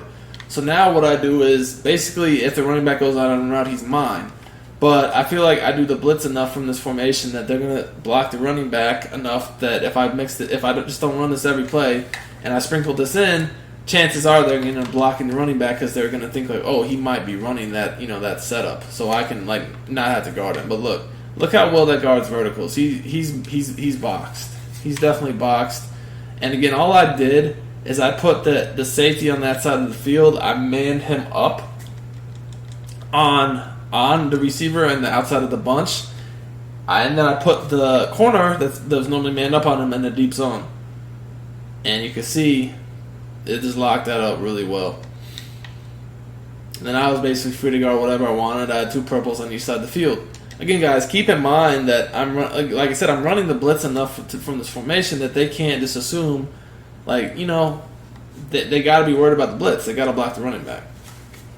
Now let's say that again, guys. Remember, I am just pressing. I'm not baselining, and also I have auto flip off, so it's not like it's going to flip with the play. So say they flip verticals, or this is just honestly any man beater you're worried about. This you could do the same exact thing that I'm doing here. So let's say that they got the bunch on the other side. Now you're worried about this verticals. So again, what I'm going to do is I'm going to press. I'm going to shade over the top, and the guy that's basically over here, he's manned up on Julio. Now this guy's going in deep zone, outside third or quarter, whatever. Purples. And then I'm just using the guy that's on the running back by default. That's who I'm going to end up using. Alright, so the other thing is, you can shade to the inside also, and then, that's going to give you better position on the inside routes. But let's go ahead and let's try to throw verticals. So let's see. You can see Julio, the best receiver in the game, maybe. It's boxed. We got that boxed up with these adjustments. So I like this D a lot. This is a super good D against shotgun because I can mix in really good coverage Ds like my cover 1 concept, which is one of the best. This cover 1 with the shade over the top and the clouds locking down each sideline, and then also you can shade inside with shading over the top so you don't get burnt deep, but then you still do get inside position. It's very, very good coverage. Then the ability to take away the man beater with this thing, putting the corner, manning up the safety on that side of the man beater, and then putting the corner in the deep zone, super effective. And then we have the cover 4 palms, which is great match defense, especially against bunch. We have the blitz that can work from any play to go along with the man blitz, and then also we have a nice cover. We have cover 6, we have cover 3, we have cover 2. We have so many different coverages that we can use. It's crazy. These are the coverages the ones I've shown you that I use the most often. But Big Dime is a formation that has many different ones. Like I said, I'm pretty much on this game right now. I'm partial to if it's bunch a lot of cover 4 palms, man. I do like cover 2, so that's definitely going to be a play I call a lot. Honestly, sometimes the cover 2 will take place of the cover 6 invert. It just depends what someone's doing. But I like the man blitz or just the cover 1. I like the cover 6 invert because it got some match to it. It's a tougher coverage to read. I like the cover 4 palms for bunch. I like mixing in cover 2 against anything, and the cover 2 would be the undersmoke 2 is the one I use the most. Overall, I find this a great formation. I don't really run too much cover 3 from it. The cover 3s in this formation are just I mean, I don't know. Like, I just don't like them too much. They're either just cover 3 basic match or cover 3 hard flat or sky. Like, I like cover 3 cloud, and it's you don't just have a straight cover 3 cloud. Though you have stuff that you can make close to it with the different match coverages, but yeah. So, anyways, definitely a great formation to use against shotgun. It's not bad against under center either, as long as it's like a single back to where it's not some like a single back jumbo or crazy heavy running single back. Again, you don't want to run against heavy running formations, but as a formation to where you can mix in your coverage scheme, especially if a good D line to get some good sheds, mix it in between man, match, and just pure zone, and then throwing a little 2 to 3 man screamer at them, maybe blitz 6 or 7 here and there. Which again, because this 2 or 3 man blitz is so good, I honestly don't think it's necessary, but you can do it. It's definitely a really, really tough scheme to move the ball on, especially for shotgun formations. It's right up there with the 1-4-6 for me. It's got similar stuff to it, but it's a little bit different with what we're doing. But yeah, it's a great scheme. It has great run D too, as long as it's, like I said, good shotgun run D or single back run D. I wouldn't say it's the best for like an eye tight though, so that would be the biggest weakness for it. Anyways, guys, I hope you like this scheme, and let's move on to the next one.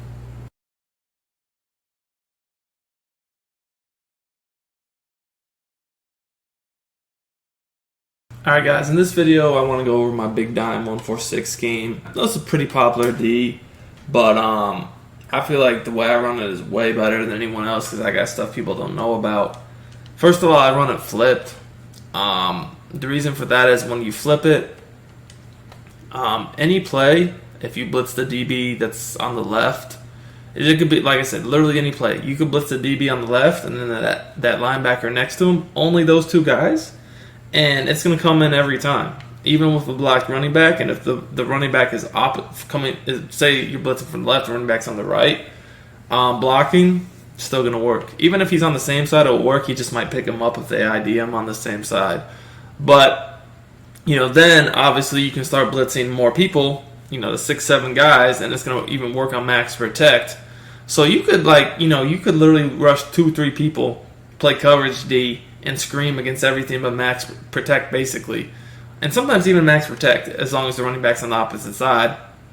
And then, if they are, blocking the 2 to 3 man rush from whatever they're doing, then you can blitz the 6-7 guys, bring your user up with the safety, and get pressure no matter what still. So I feel like that's a really good, defense to be able to pull out. And, I like it a lot. And at the same time, you can also just play all-out coverage D from something like cover 1 robber too. So you can definitely do a lot from this defense. It's super good. The way I like to run it, as far as my audibles, is I like to have cover 3 sky, DB sting, DB sting 2 buzz, and then the cover 1 robber as my audibles. So cover 1 robber, DB sting 2 buzz, cover 3 sky.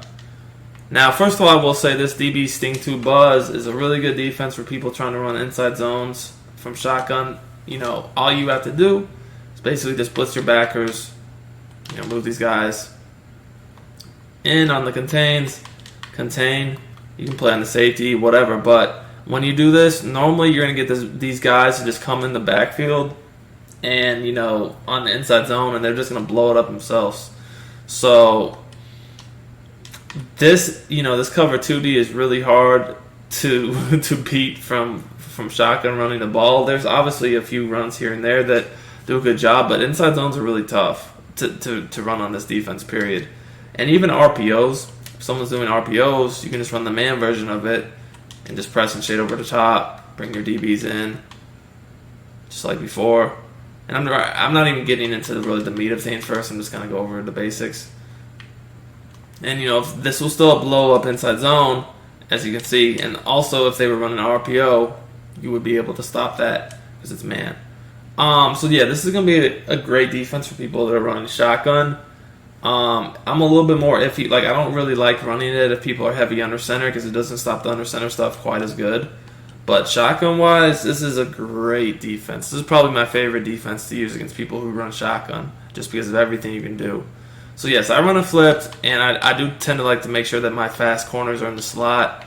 So like this is a great team. We got Goodwin, Westry. Both of them just are extremely fast, so I can put them in. Best corners on the outside. Now safeties, obviously you want speed back there for sure. And then like this is good. Like I put a lot of times I'll put my best rusher, my best run defender at D tackle, so he sheds against inside runs. And then like honestly, the corners are getting a lot of pressure here. So yeah, I mean you will be trying to get obviously pressure if they happen to be, you're running cover one Roberts rushing 3.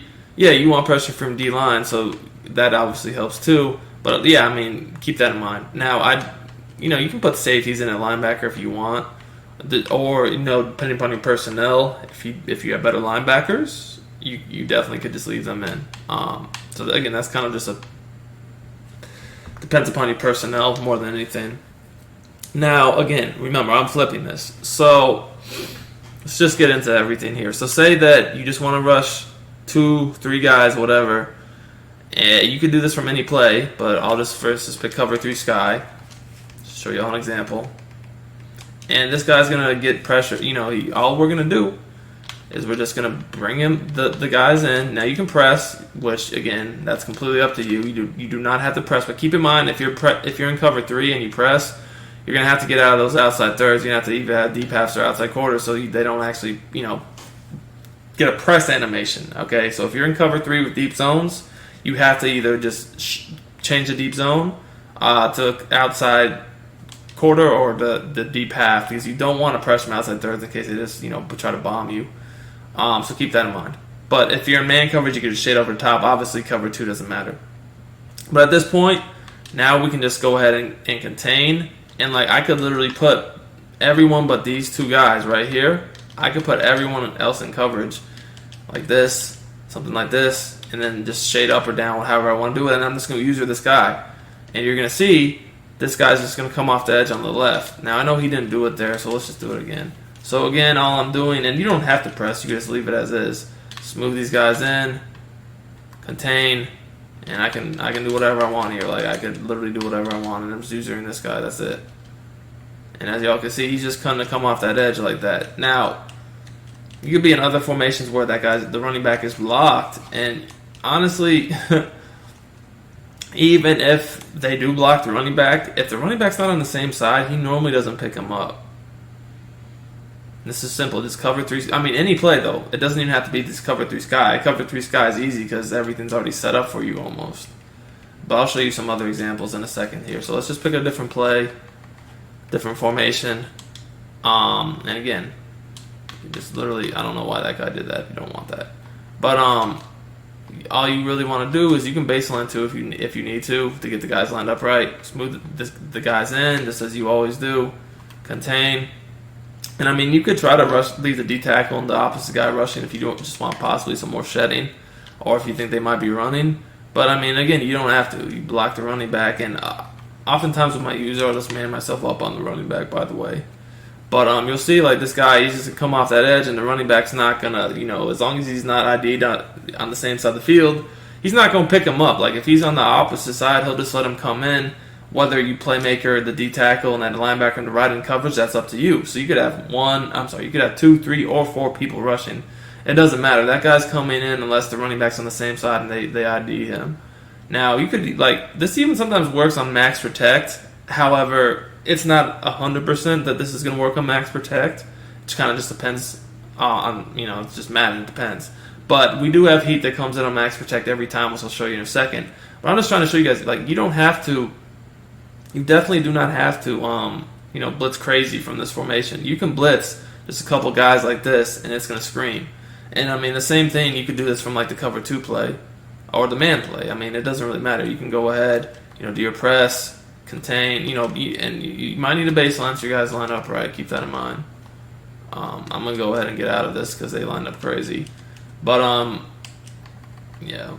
So, here, again, it's flip, DB Sting 2 buzz. I'm just going to show you can do this exact same thing from a completely different play. So say you just want to blitz a couple guys. Just again, all you're going to have to do is move your guys in, so they're on the contains, and then again, you don't need all these extra people blitzing. You can man them up, hook zone, spies, and I don't know, whatever you want to do. you can do it. Like it truly is like that. You don't need all these extra people blitzing at all. You can man them up, whatever, and you can just blitz the 2 guys if that's what you want to do from any play when you flip it. You just need those 2 guys blitzing. That's it, and you can see good pressure. Not sure if he got 100% clean in. Just take a look at it again.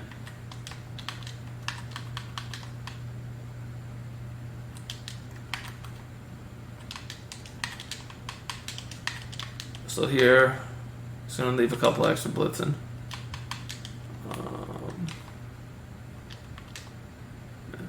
This is 3 people. Y'all can see, screaming off that edge. So it could be 2, 3, 4. Again, does not matter.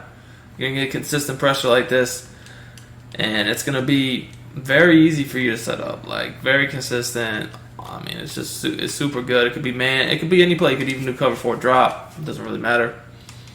It could be a spread formation. It could be a, compressed, the running back on the left, right. Obviously, guys, like I said, when the running back's on the left, it is easier to block. But if he's the opposite side, yeah, you're not going to block it. And you can show, now, you could show blitz, but I don't really recommend it. Mostly I'm just going to press, bring my guys in, baseline if necessary. So again, this is cover 4. You just simply leave like this, blitz the guy, put this guy in like a flat, spy this guy, whatever you want to do. I mean, you can, like, literally, this is how versatile this defense is. It is super easy to just change up your assignments on the fly to do what you want. And like I said, sometimes that guy will get picked up a little bit off the edge. It generally does not happen. But, I mean, I've seen it. I've seen it happen if you move them too close. I've definitely seen it. Now, these guys kind of messed up the way they were lined up here. I'm still going to just go ahead and do it. But you don't want it like this. I mean, it still did work. You just kind of want the guys to line up their default way. But yeah, let's go to the man. So just again, move the guys in, slide corners, contain. And I mean, we could definitely do something like this to where we're blitzing off both sides. Just have my user on the running back in case the running back goes out. But let's say they block the running back. Then I can just lurk over the middle. As y'all can see, not going to block it. So, I mean, this again could be done from any play of the whole formation. And again, you can press if you want, so everything looks the same. But again, if you press from man, make sure you shade over the top. But yeah, we could just have, like, say we put this guy in a curl flat, put this guy back over the middle, this guy playing over, like this. So I don't know, just something real easy like this we could do. And then we could just play kind of like if we saw a corner out, like we could even have dual curl flats, right? And then we just played over the middle ourselves. We could definitely do that, So it's definitely, like I said, it's a very easy defense to run. Here you guys can see the running back goes out, so I go check him, bam. So this pressure is nice. It could be from man, zone, cover 2, cover 3, cover 4. Playmaker, rush 2, 3, 4. Whatever you want to do, super versatile, and it's hard to block. The running back's not going to stop it unless he's on the same side and ID'd. Or, sometimes max protection.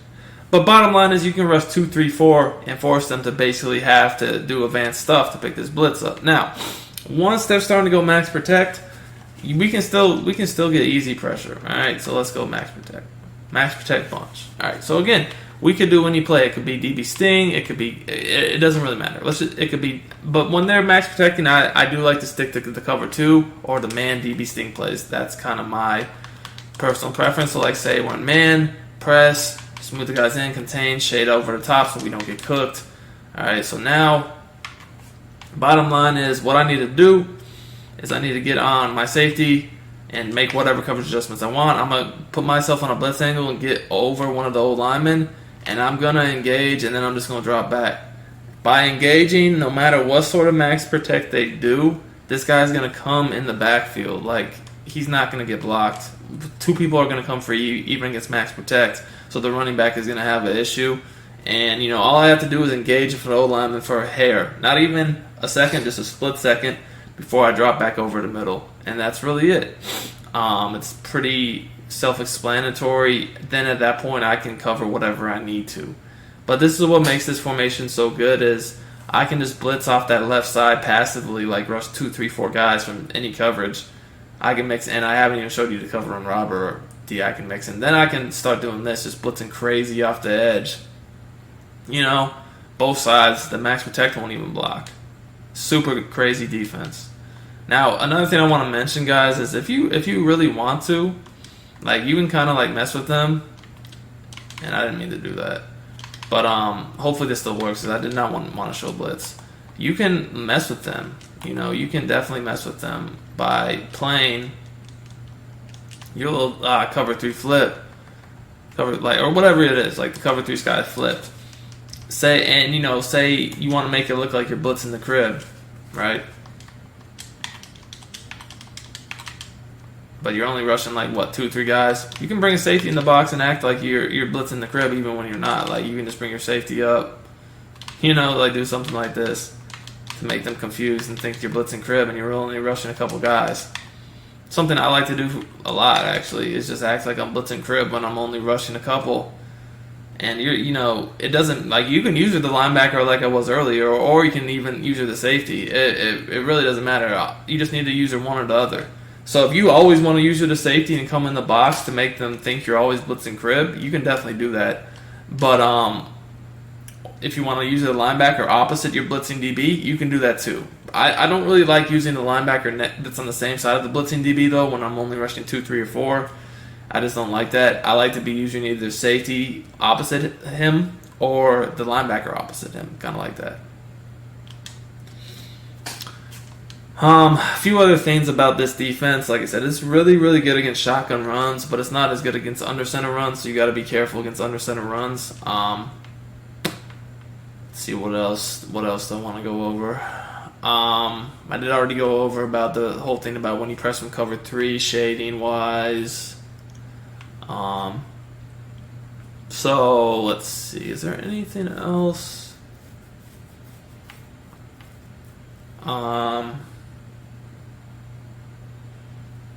Oh yeah, we need to go over the cover 1 defense. So the cover 1 robber, this is going to be another coverage we're going to look at. So this is good, especially when they start blocking extra people. It's really tough to beat. We're just going to press, shade over the top, and we can bring the safety in the box to act like we're, blitzing crib again. If now in certain formations like this, when we when we bring the linebackers down, we can go ahead and do that like this, press, bring them down, by pinching them too. They might be able to, if they're smart, to tell we're probably in man-bees with the trips receivers. It's going to bring the guy over, so they might be able to see that. But not everyone's always going to see that when we get in this deep. But we can do the 2 purples, and then shade over the top, so we're not actually going to be deep, and then we just play the middle ourselves and just rush the 3 guys. These three guys right here, and just play the middle. Now, when you play this defense, as you can see, the sidelines are locked down, but what you have to look out for is there are certain routes in this game, especially if you're going against a team that has receivers with over 90 deep route running, that will beat man coverage for touchdowns regardless if you press or not. And it's a lot of double moves or wheels, those types of routes. So if you know someone has receivers like that and also has those types of routes, you have to be careful of overusing this defense. Or if someone has a receiver like that, just put them in a deep zone, and then if they happen to go for the middle, guard them yourself. But this is definitely a nice little defense to mix in when they're not expecting it, because with all the zone and blitzing we're doing from the other plays, they oftentimes will forget that you can just play that annoying cover 1-man defense also. So this is a really popular defense from Dollar, this cover 1-man. And now I told you, kind of gave it away there because they were in a trip set. But say they're in something like tight or spread or whatever, to where it's not giving it away. So obviously, they would, we could easily just go ahead press.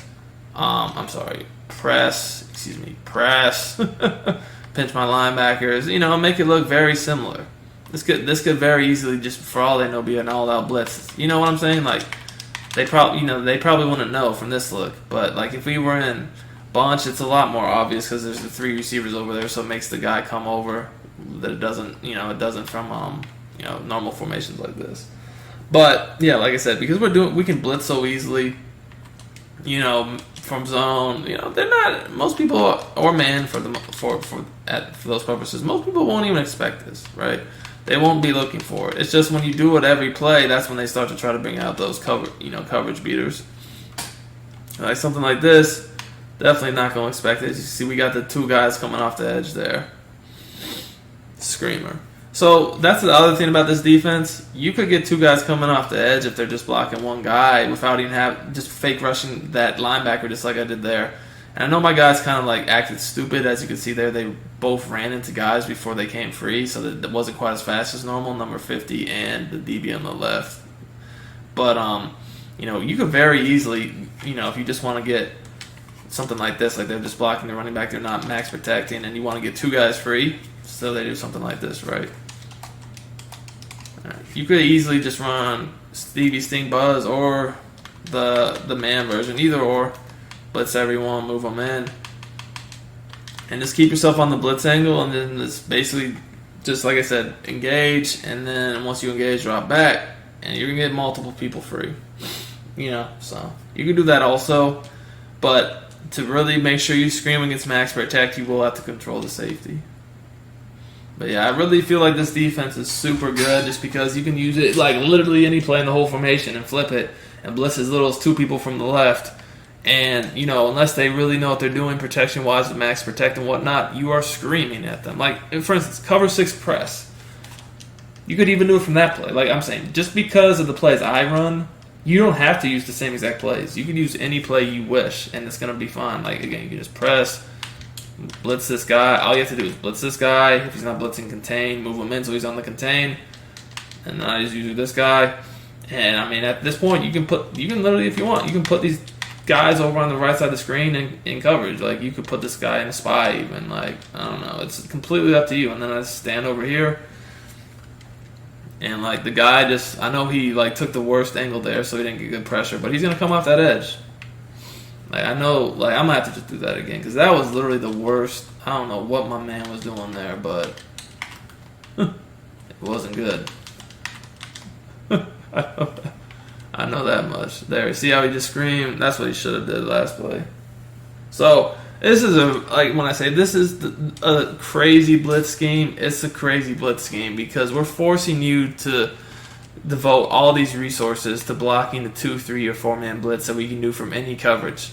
And if we have good pass rushers, we could definitely just blitz 4 guys and, get that DB coming free and then have 3 good pass rushers too. Whew!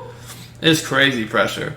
And we can mix up our coverages, have plenty of time to do adjustments because it's easy to set up. And at the same time, if they're in an inside zone type formation, we can stop the inside zone just to cover 2 or the man blitz, and scream at them at the same time. Stop RPOs. Like for shotgun, it does not get much better than this. And like I said, I feel like my big dime is better than anyone else's big dime I've seen. Because I've yet to see anyone else that was able to blitz the way I could, flipping it and only blitz like 2, 3 guys and scream like this. At the same time, I still have the ability to beat max protect.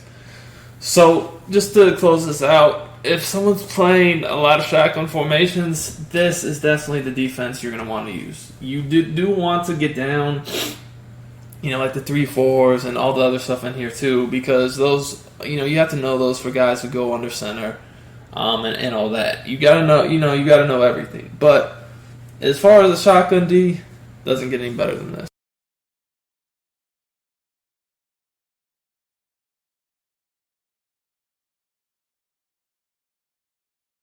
Alright guys, shotgun bunch still definitely the most used offensive formation, I would say, passing wise in the game. So I did want to specifically show some of the adjustments I like to use against this really out of the big dime, because it's one of the more common defenses I use overall. And like I said, even though nickel normal is probably the best defense against bunch, this big dime is really, really good too. So I kind of wanted to go over the bunch. Now, by far, I'd say the most common things you see out of bunch are mesh posts and verticals. Some really good concepts, but you still will see people try to use like mesh post. The deep attack post. They'll use plays like Z-spot, deeper corner routes and combine them with like deep corner to use fades and deep posts to get one play touchdowns. So if you're in cover 3, you have to be aware that, if you don't have deep halves on your field and you're in a cover 3, you can definitely get bombed from gun bunch. But those kind of the things you got to worry about the most. So like I said, I run this defense flipped, and honestly, the only reason why nickel normal I feel is better overall against gun bunch is because it has cover 4 palms, which I do like to use against gun bunch here and there. Personnel wise, like I said, it really just depends. It really does, because honestly, sometimes I'll put my best pass rusher as the D tackle if they're running the ball up a lot of middle, so he gets sheds. But sometimes I'll put my best rushers as the D ends. Like I said, it depends. But the one thing for sure is you want to have fast corners in the slot, and if you don't have good linebackers, you definitely should probably put some DBs there too. Because you could man them up a lot and use them. So it really just depends. But, let's get into it. Alright. So we're going to be doing it flipped, and I'm just going to go over some of the adjustments I'd like to make to this a good bit. So this is pretty, like I said, versatile scheme. You can play cover 3. You can do any play in this formation and just blitz 2 to 4 people if you want. Or, you can go ahead and send the crib at them. Get in against max protect. You can run cover 3 base, cover 2, man base, whatever you want to do. Even cover 4 if you really wanted to. But, one play I'll use a lot is the DB Sting to Buzz. I'll use some of the cover 3 Sky also. And, I definitely do like to press. Now, like I said, first of all, you don't want to get beat deep on bombs off press. And you also don't want to give up just route combo bombs. So if I'm in cover 3, a lot of times I'll use deep halves on the outside. Definitely want to move this guy in and contain. Now after that, it's it's completely up to you. You can come up lurking with the safety, like this, and then if you were to do that, you probably want to have this guy in a flat of some sort. A lot of times I'll man these guys up. I definitely do a lot. One of the adjustments I do a lot from this specific defense is I'll man up the slot with this guy right here, and then I'll man up this linebacker with this guy right here. And then I'll just put this guy in a flat.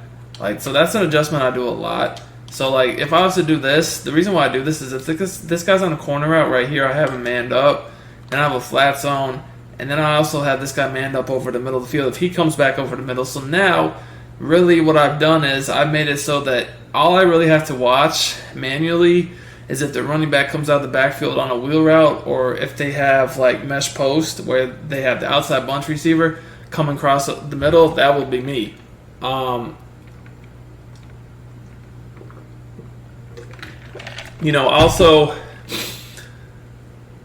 some other things I might want to watch is just the seam, to the tight end, or just, generally just stuff over the middle that wouldn't involve, the slot or the outside lone receiver.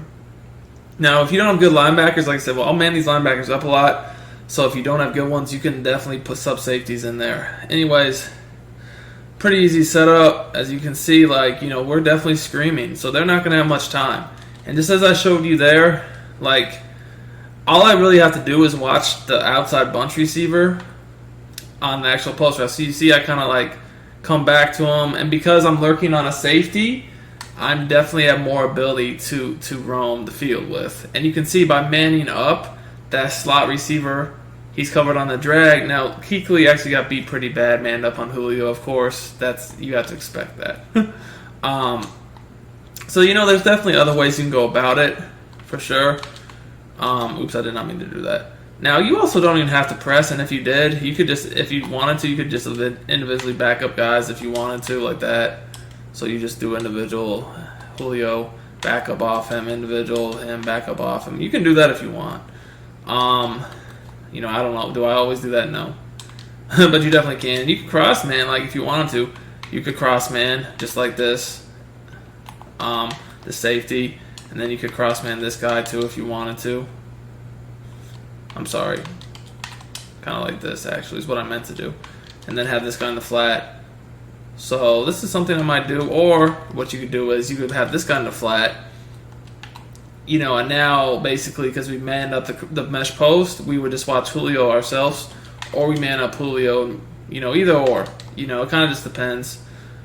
what you want to do. But I definitely do like manning this slot guy up a lot because he'll be on, a lot of routes that I can take away that way. But the bottom line is you just got to know who you've manned up, and then whoever you've not manned up, that's who you got to watch.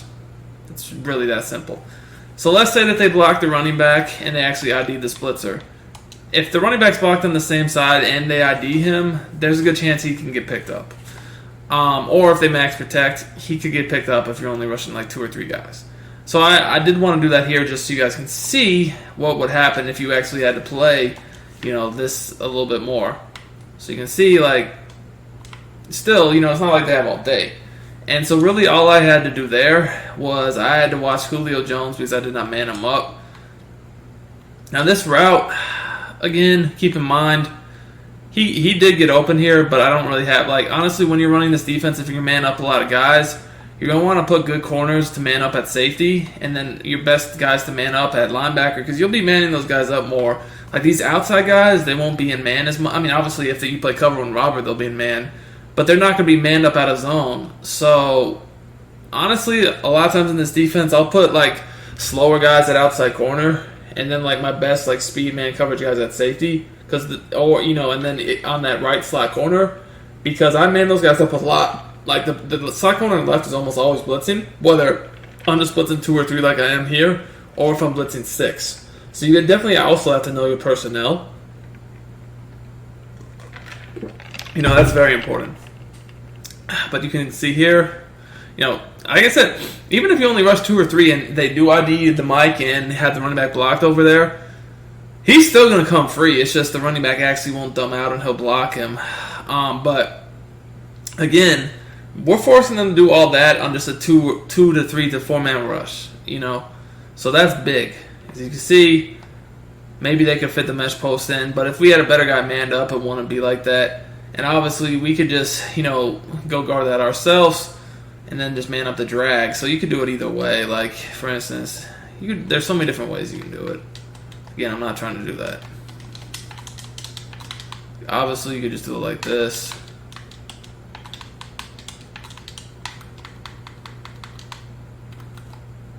You can even just go ahead. Put this guy in the hard flat.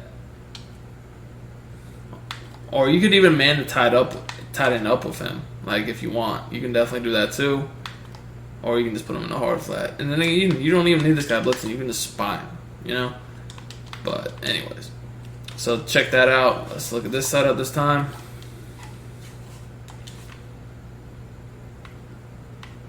And we just guard them ourselves on the post.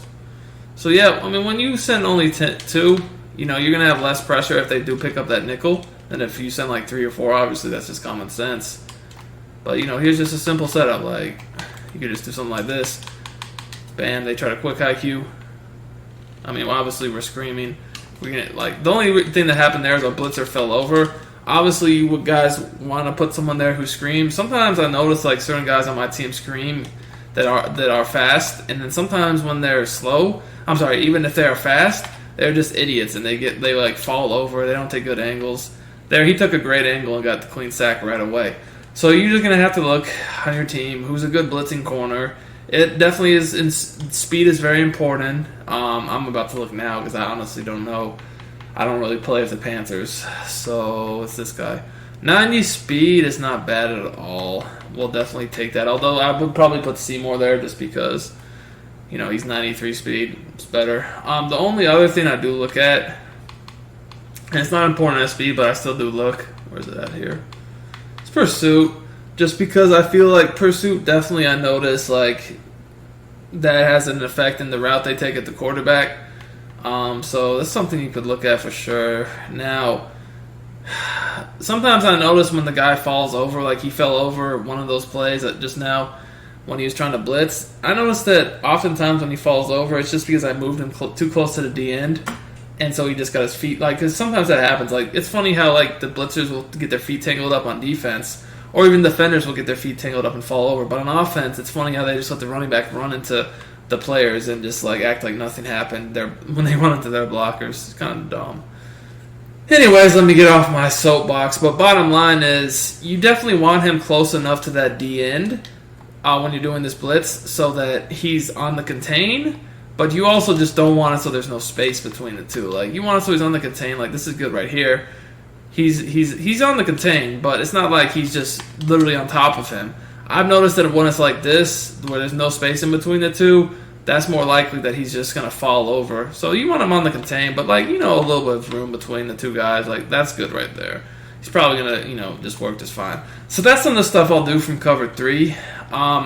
Now, if I'm in cover, obviously when you're in man, like if you're, I'm going to just show you, we'll do man and then we'll do cover 2. So if I'm in all-out man, generally what I'm doing is I'm anticipating a max protect, because I don't really go all-out man unless I want to, like, blitz super heavy. So, like, here, you know, this is something, you know, everybody likes this vertical setup, right? So, you know, what I'm going to do is definitely press and shade over the top so I don't get beat. I'm going to slide these guys in, obviously. So they're on the contains. Now against bunched, you only really have to slide the one in because the one's already there. I do sometimes, if I'm going to blitz everybody, crash my line out so he gets that double team. That kind of is important too if you want to blitz. Like, I'll put it like this. If you want to leave that D tackle rushing on any of these setups, you probably should crash the line out. But if you're going to put him in coverage or spine, it really doesn't matter. So now, like I said, when I'm doing this, I'll definitely take this guy up and kind of just lurk over the O-line. Now, sometimes, like I said, I always shade over the top so I don't get beat. But a lot of times, if I'm playing straight man, I'll shade inside because I know that they tend to like to run routes over the middle of the field from here. Now, past this, sometimes, I don't always do this, but sometimes I'll turn the bunch side into cover 2. This is good if I think they're going to run verticals. Because if they're going to run verticals, I can't play man because I'm just going to get beat so fast that even with this blitz, they maybe could throw it. But if I play cover 2, they're probably not going to get beat so fast that they can throw verticals. The only thing I'll say is if you are playing straight man, like if you just had everyone manned up right, like this, you have to watch the tight end coming out of the backfield. So you might want to come over here with your user. And then the other thing is if you were playing straight man and like you saw that they like, we're going to motion the guy over. As soon as you see the motion, and when I say the motion, the wheel route, if you're quick on the sticks, the thing you can do is you can individually just back the guy up. Because then even if he is, you know, if you are like in man and they catch you, because you backed him up and we're screaming so fast, they're not going to have enough time to let this develop. Like, yeah, like, you know, if they let it develop, it would get open. But because we backed them up, it's not going to get open as fast. So the blitz will get here fast enough that, you know, it won't get open, just as you see there. So you see how that was just a quick way we could take it away without having to change the bunch side of the field into cover 2. It's just simply back him up. Yeah, like he would probably, like he won't, now sometimes he doesn't get beat period, but if it's a good receiver, he probably is going to get beat period. It just won't happen fast enough, like you'll already be sacked. And you can see, you know, basically all I have to do then is I just have to guard the middle of the field, like bait between the little post or whatever they're doing, the cross around and the drag. The drag, you know, unless it's a super elite receiver, honestly probably won't even get that open. Other thing I'd have to watch out for is like if they just had their tight end coming out of the backfield on a flat, or maybe they streak the running back out of the backfield, or just, you know, had the tight end on any route really. Like a post route to the slot, a corner route to the slot. That's the type of stuff I'd have to look out for. Now, if you play cover 2 out of this, say that they, you know, or I'll actually give you a great example. So say they just went the route of not block anybody, or maybe just block their running back, and you know you got in the situation where now you're blitzing crib, and they actually do send a lot of people out that you're not expecting. That's exactly what I'm talking about. You're going to have to, at that point, go check the tight end. You know what I'm saying? Because no one's guarding him but you. So if you see the tight end goes out on a route, guys, you don't even have to, like, do anything but just go guard the tight end. Like, you don't have to, if you see the tight end go out on a route, you don't have to even, like, take a step up, engage with the O-line or anything. Just immediately go run and guard the tight end. Like, as soon as I see the tight end, I'm just running over there. Like, you know, I probably was even a step slower than I really wanted to be. But as soon as I saw that tight end, I'm like hauling, you know, booty. You know, I guess I'm hauling my booty to the sideline to go guard that flat. You know, because I know that because they did not max protect, I don't even have to touch that a lot. Like, there's people coming free everywhere. Like, literally 4 people came free here. And, you know, the running back could only block 1. But yeah, like if I see that, I do not need to do anything but go guard that tight end. Or, if it's a situation like this again, like you can always, or even if they just, do this, like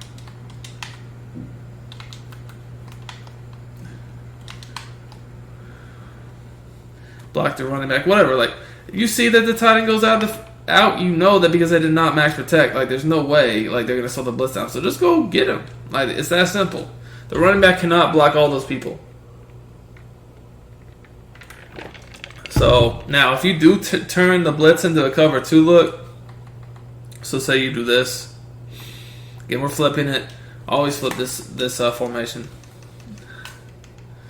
All right, so say we turn it into cover 2 on the bunch side, and they, stick is another common play, but that's pretty easy to lock. Most people will not run a stick if you're blitzing like this, but if they did, I feel like stick is more a play people like to run if they think you're in zone. They're not going to run it so much against man, but it definitely is a zone killer. But let's say that they were in like mesh post. So say they did something like this. Very common setup, right? Alright, so what we're going to do here, now, again, I'm turning the bunch out into cover 2. So if we turn the bunch out into cover 2, and we notice it's a setup like this to where they have people coming back over the middle of the field, that's going to be like on us. Like we're going to have to like bait, boom, and then boom. So what I'm going to do is I know that if they have people coming back over the middle, I need to be that. But I also know that I really only have to guard that post. The post is not going to have enough time to run across the field or anything because so many people are coming free. Really all I have to do is like, first of all, if they streak the slot, I'm not even worried about that. Then I'll just guard the post completely. But honestly, I'm going to look to jump that hitch right away because I don't even, I don't feel like they're going to have too much time to let that post come back over the middle. Maybe if they didn't motion it, then I'd be more worried. But when they motion it, I know it's going to take a hair longer. So I feel like it's probably not even going to get open. But at the end of the day, I'm probably just going to sit on that hitch and then go back to the post if something happens at the last second. But if I see it screaming like this, I'm just going to stay on the hitch.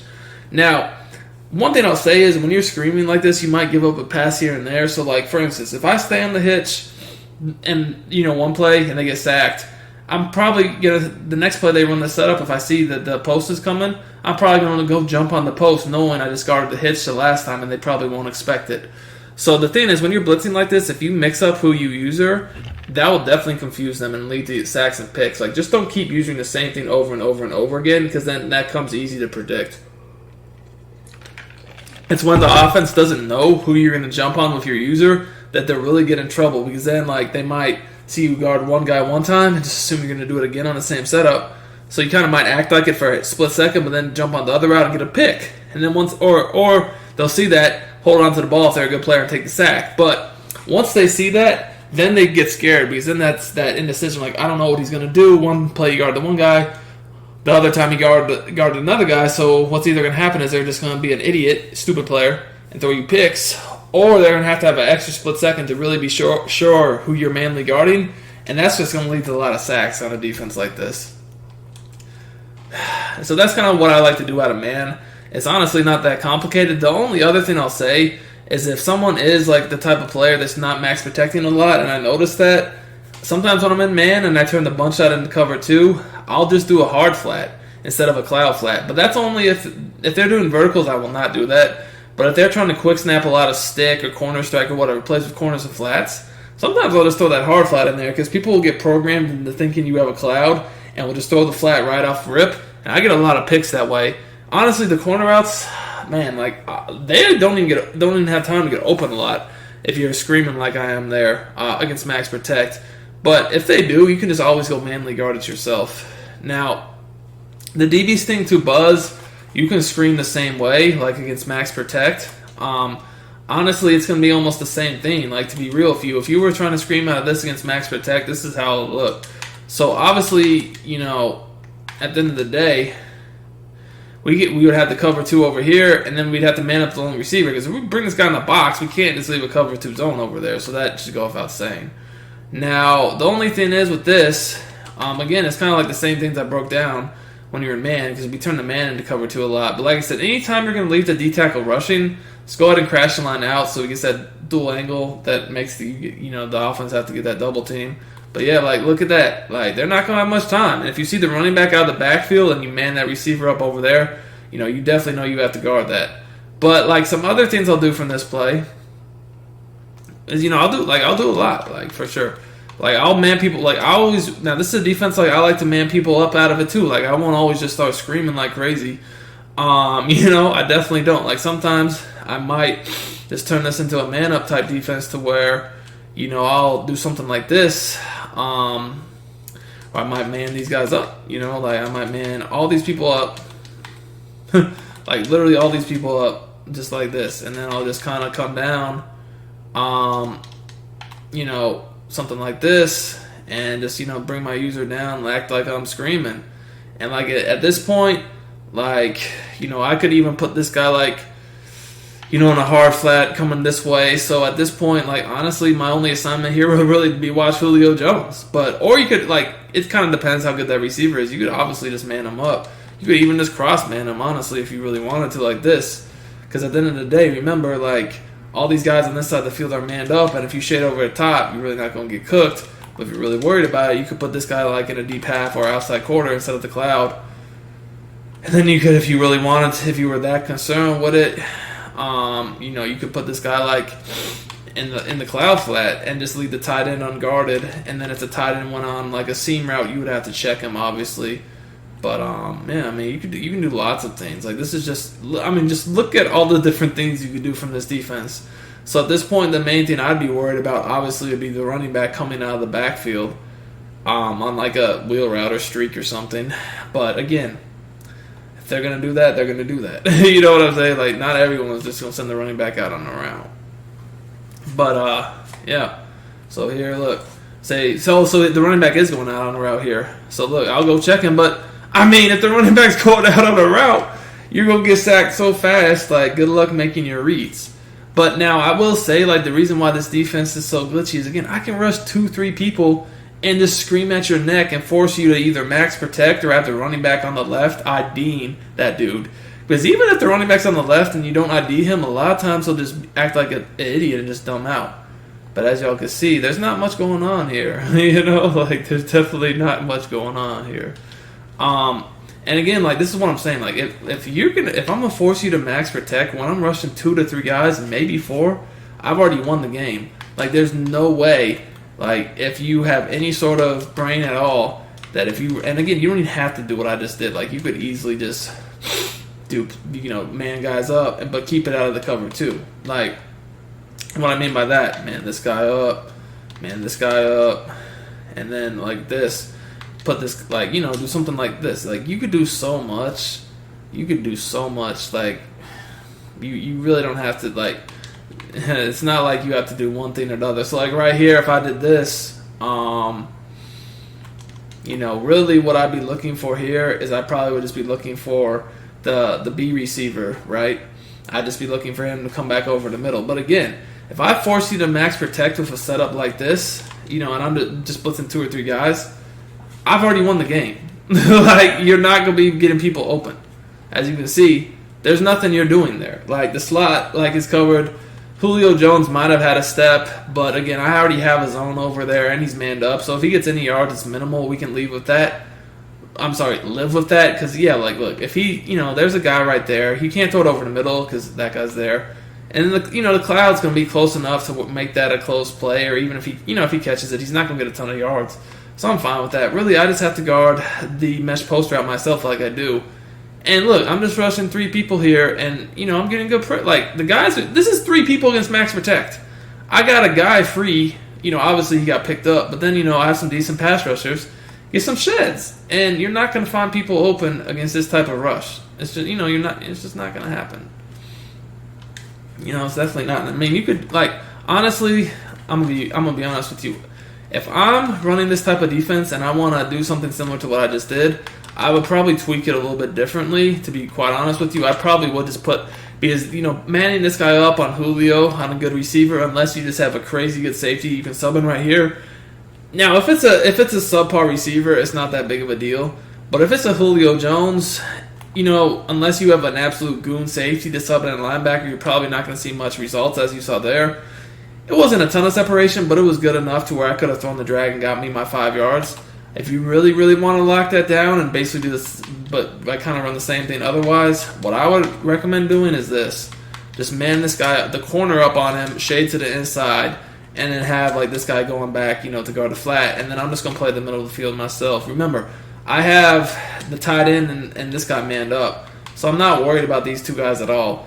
Now, with this setup, really the only thing I'm worried about is this dude, is this outside receiver right here. So if it was verticals, if I saw this guy motion, now if I was worried they were doing verticals, what I'd actually do is I just put this guy in like an outside quarter, right? That's all I would do.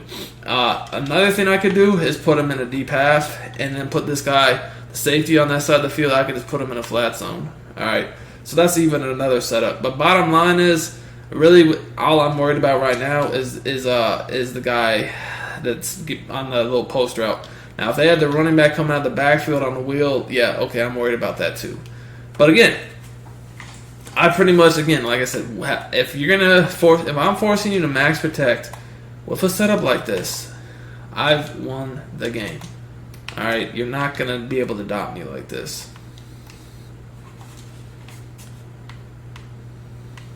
Look, good luck.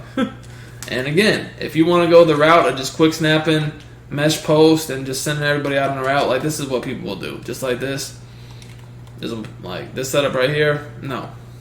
It's not going to work. It is not going to work. Like this is the setup people will use.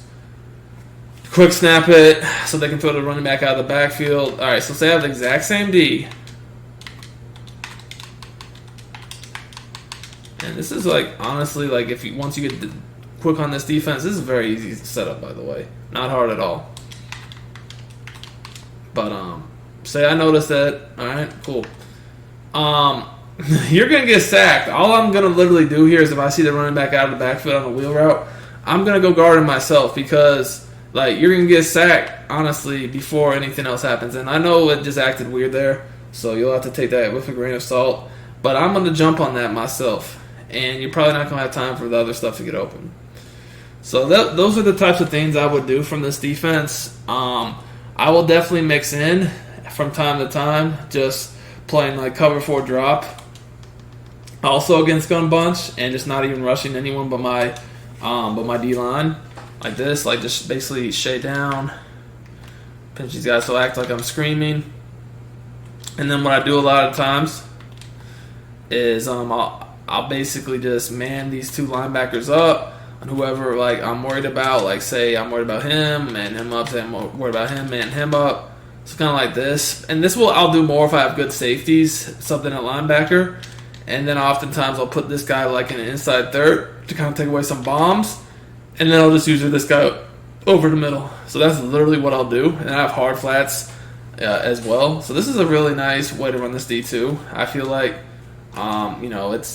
it's a good change up right here against bunch. So I actually have to pinch the linebackers here to get this look. I did forget to mention that. But let's look at it. So here I'm just literally just sitting on this RB route, and that's it. So you can see like the cross man out of this one did a much better job. And the reason for that is that I had these guys pinched, so they were lined up super weird, to where because they were pinched, you can see they were even further out. Because I pinched them, now they're like outside the tackle box, so that's different. They're lined up super weird when you pinch them. So they had to come from so far that they didn't really get burned back over the middle of the field, because they really didn't get faked out. Because you can see, like they basically they didn't get beat at all. Like you can see, like literally they didn't get beat. So I do feel like if you pinch the linebackers like this, especially if they're good, like if these were good guys, if they were safeties, they don't get beat nearly. Like they cover much better when you pinch them, because they line up outside the tackles, which puts them even farther away from the guys you're cross manning them on.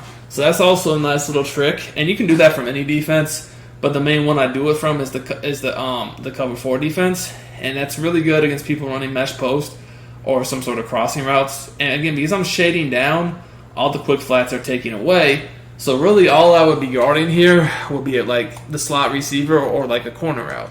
So say that they ran corner strike, or I don't know, it's just something with a corner route, and I was in this exact same setup.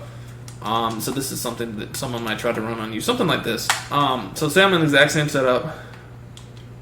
Again, I'm just doing the same thing, pinching my linebackers, though. That's the only difference. I'm shading down, and then I'm just cross-manning these guys, these two linebackers. And then I'm putting this guy in an inside third so they can't really bomb me. It's harder to bomb that way. I'm just acting like I'm screaming, bringing this guy in the box. So, like, here, even though I know, like, whatever, I end him up, he's cross-man and I have hard flat. So if I see, like, a corner out coming, I know I have to guard that because he's not going to get over there in time. And, I mean, yeah, that corner on the outside quarter might guard it, but he might not. So if I see a corner out, I'm going to go check it myself, basically. Especially if it's from the slot receiver. If it's from the outside receiver, maybe I don't, but I still probably will. If it's for the slot receiver because no one's on him, there's no way I don't check it. Okay, there's absolutely no way. But again, you can see that the in route got pretty boxed here again. And that's just because when you pinch them, they line up so far outside the tackles on the opposite side of the field. It's really hard for any sort of route to get open over the middle like that, especially if you have good, good safety sub and linebacker. So I definitely feel like this defense does an amazing job in general, but this is just some of the type of stuff I'll do. And honestly, you can apply these principles to any passing offense you face. It's just bunch is the best one. But honestly, regardless of formation, passing wise, you see a lot of the same concepts where it's like certain route combinations are always good on Madden. So like, no matter what formation, you're going to see people try to do a lot of the same route combos. It's just bunch gives you the best spacing, the best blocking, the best play design. So that's why you see so many people in bunch year after year. So if you're comfortable stopping bunch, you're going to be comfortable against anything because bunch is the best of the best. Honestly, when I go up against other shotgun formations other than bunch that aren't so common, I don't need to make near these adjustments. Like, I can kind of just make an adjustment or two and just beat them based upon the blitz. But one thing I'll say is when you're going up against a formation that you don't play as much, that's not like a bunch or trips, that's pretty common. For my first drive or so, I'll kind of chill. Obviously I'm gonna blitz them, but I'll play coverage too. I want to mix it up. I want to see what they do against the blitz and coverage, and I'm really not making too many adjustments. I'm kind of just sitting back in simple setups to see what they want to do because. Obviously, when you play bunch, you know what's coming because it's so many people running. But other formations, you don't know so much. So you can't really make so many adjustments until you know what they want to do. Now, by sitting back in the base blitz setup or base coverage, that allows you to see that. So once you see what they want to do, that's when you can start to know, okay, I need to man this guy up. And the same way you do against bunch. I need to man this guy up. And since I manned him up and that guy's not manned up, if he comes back over the middle, I need to guard him. The way I just showed you at a bunch, you can apply that same thinking to any formation. It's just the reason why I showed against bunch is because everyone runs bunch. And, all the other random formations, not so many people run, so you don't see it as often. And it's not there's certain play setups at a bunch that you just know you're going to face. Whereas other formations, you don't know that. So that's why I'm saying you need to sit back if you play a guy running random plays and don't get too adjusty. Just kind of see what he wants to do. And once you get a feel for it, that's when you can use these advanced adjustments I just showed you to take away their offense.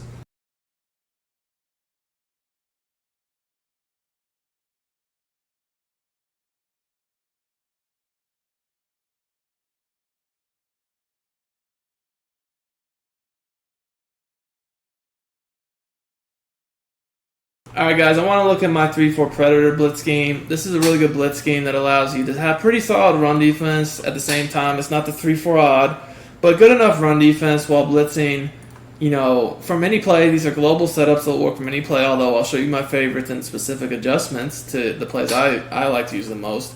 And you can blitz a lot of different amounts of players. You can just blitz kind of passively against if they're not blocking anybody. But you can start blitzing more aggressive, to beat a blocked running back, or even super aggressive to beat max protection. So I'm going to show you the plays I have in my audibles. These are, like I said, you could use any play you want, but these are the main blitz plays I use. So I have, as you can see, cover 4 quarters, pinch buck 0, outside linebacker strike 2, and cover 3 cloud show 2. Now I'm going to first gonna just show you how to blitz against max protection, and then we'll just go block running back, and then finally we'll go if nobody is blocking. So guys, if there's a blocked running back, first of all, the only time I use cover 3 or any sort of cover 3 is if they're not blocking anybody. But if they're max protecting, I pretty much stick to man or cover 2. Sometimes cover 4. Again, it obviously depends upon what they're doing, but mostly man and cover 2 if they're max protecting. If they're just blocking the running back, then I'll stick with cover 4, man, or cover 2. But again, it all just depends upon what they're doing. I just feel like cover 3 is a lot harder to cover up the weaknesses of the coverage if you're blitzing extra guys to beat a block running back or max protect. So that's the only thing I stay away from. But I feel like you can pretty much cover up because this is a cover 4 match principle out of the way of the quarters. I feel like you can pretty much cover up your coverage weaknesses pretty well when you're blitzing heavily from cover 4 quarters, cover or man, or cover 2. But let's start with max protect. So the first thing we got to do against max protect is get on the safety. We're going to base a line. We're going to blitz off our linebackers, and then I either at that point press or just show blitz. Can we what is going on here? Hey, excuse me. My linebacker's just being an idiot. The reason you have to baseline first to make sure this guy will go down in the gap. I might have actually had the wrong play. I came out and we're gonna. I think I came out in the wrong play actually, but I'll show you it one time real fast just to be sure. So baseline, blitz linebackers, press. There, show blitz.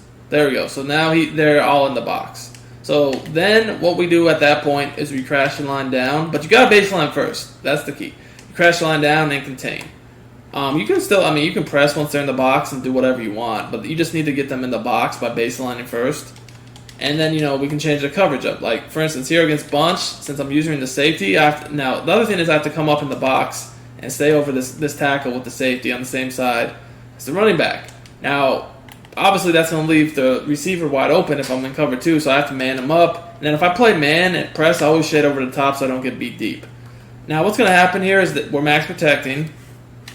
But what I'm going to end up doing here is I'm going to end up actually engaging with this O-lineman at the snap for a split second. And then I'm going to drop back into coverage. And what happens here is when you do that, even against max protect, somebody comes free every time.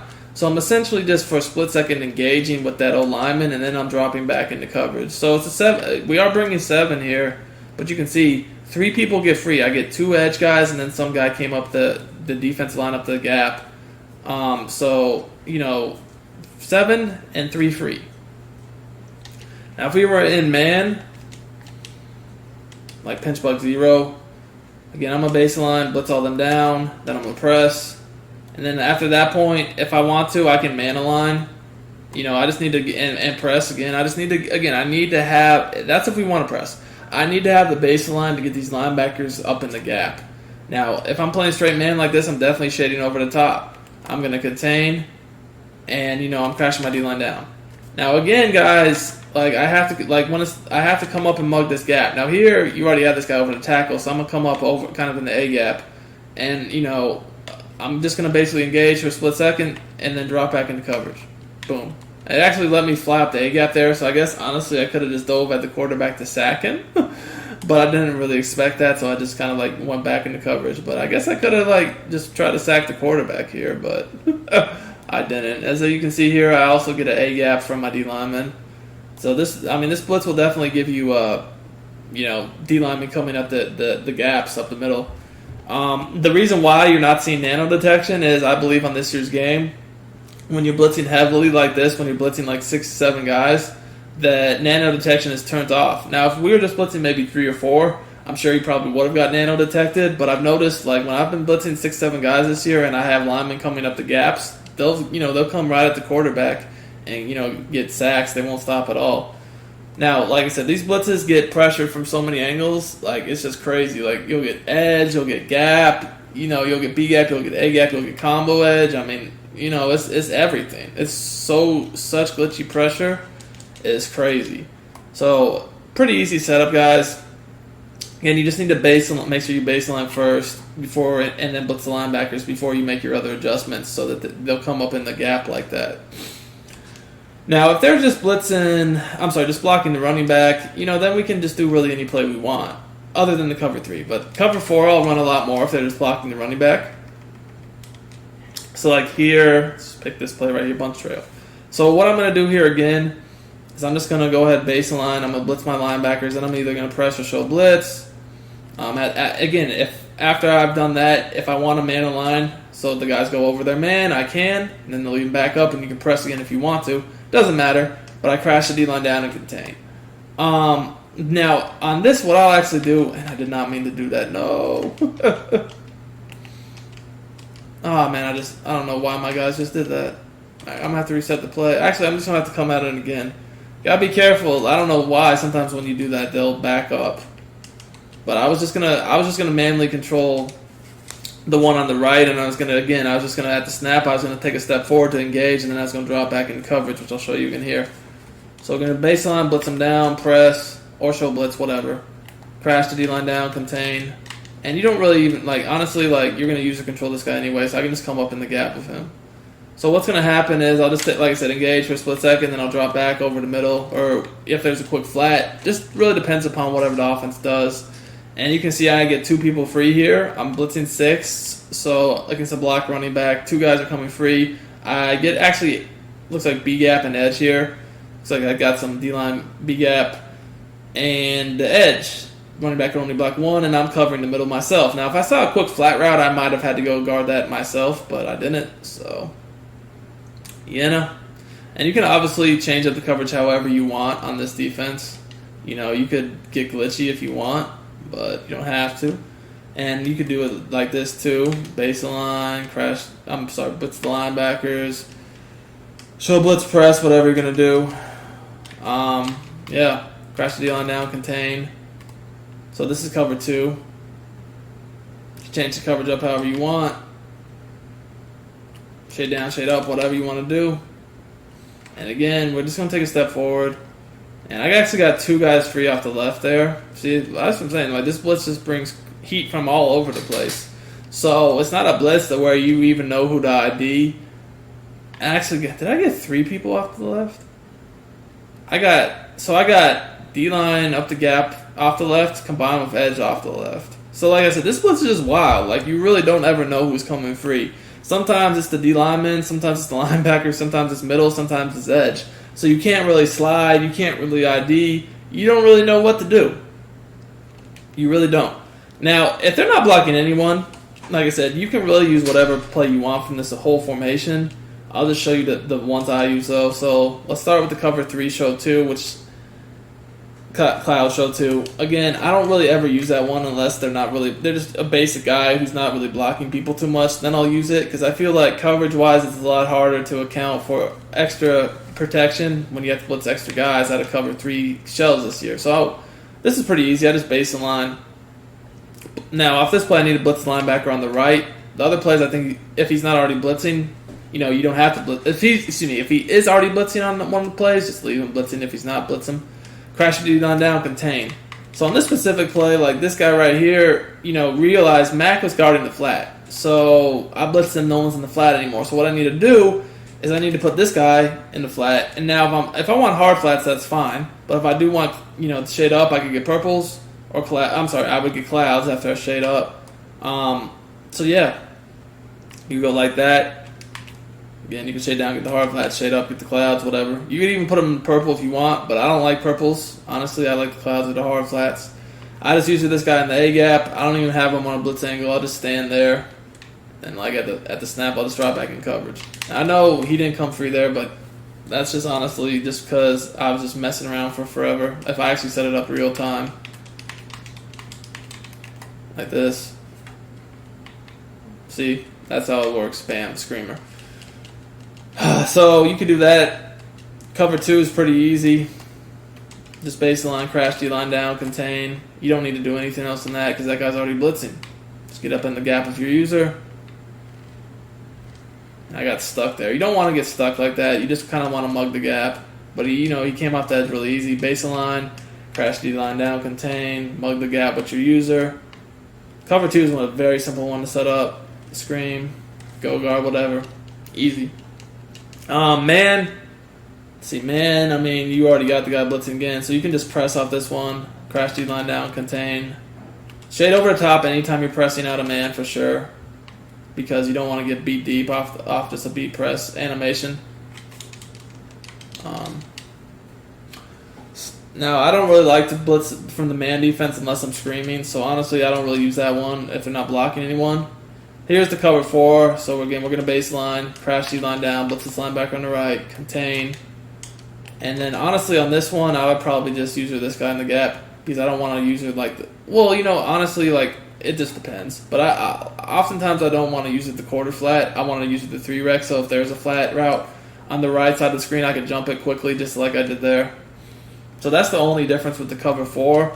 So I probably always use that 3 rec because I want the ability to jump a flat myself, but at the same time, if there's not a flat, I want to be able to just stay over the middle, right? You know what I'm saying? So you got to remember, if they're not blocking anybody, the heat's going to be fast, as you can see in real time. So you really only need to take away that first read. And again, this type of blitzing defense, where the pressure is so fast, they're either going to take sacks or basically guess who's open, And sometimes they might guess right, and sometimes they might guess wrong and throw a pick, especially when they're going at your user. So if they have like 2 routes that are getting open kind of quickly, sometimes maybe they'll guess who you're going to cover. Sometimes they'll guess wrong, and that's all you need is that one guess wrong because that's a pick, if they throw it at you. So, like, this is a definitely aggressive style defense. It's not like just sitting back like, hey, how are you? Like, we're going to rush 3, maybe 4, see what happens. Like, nah, this is a scream, all right? Now, I will put some defenses in the guide that are like that, like rush 3 or 4, block shit type defenses that rely on those, like, edge pass rushers with the superstar X Factor abilities. Those guys that have those abilities are super valuable because they get ridiculous sheds when you only rush 3 or 4, and they almost are like nano blitzes. So we will show defense like that if you're playing with a team that has those types of guys, or if you're on MUT and you can just have that on it's way easier to equip on MUT. So we will show those types of Ds. At the same time, I'm not going to show like everything like that because I know like some people that play regs probably don't have a team that has, not everyone uses regs teams of pass rushers like that. And maybe if you play franchise, I'm not sure if you can have like how easy it is to get pass rushers like that, depending upon what type of franchise you're in and who you got. So I want to show some of both. So some actual blitzes and then some block shed with the edge rusher guys. So anyways, hope you enjoyed this video. To bring some good pressure from. It's pretty easy setups, and it's kind of similar to the 3-4 Predator that, you can blitz from, anywhere from just one side, both sides, and even beat max protection. So I'm going to show you, and the setups are global, which is always good too. Me personally, I kind of stick to blitzing from cover 2. And man, this year when I'm going to blitz heavy, kind of similar to what I told you from the 3-4 Predator, yeah, you can use any play, but my audibles are going to be as follows. Outside linebacker strike 2, pinch bug 0,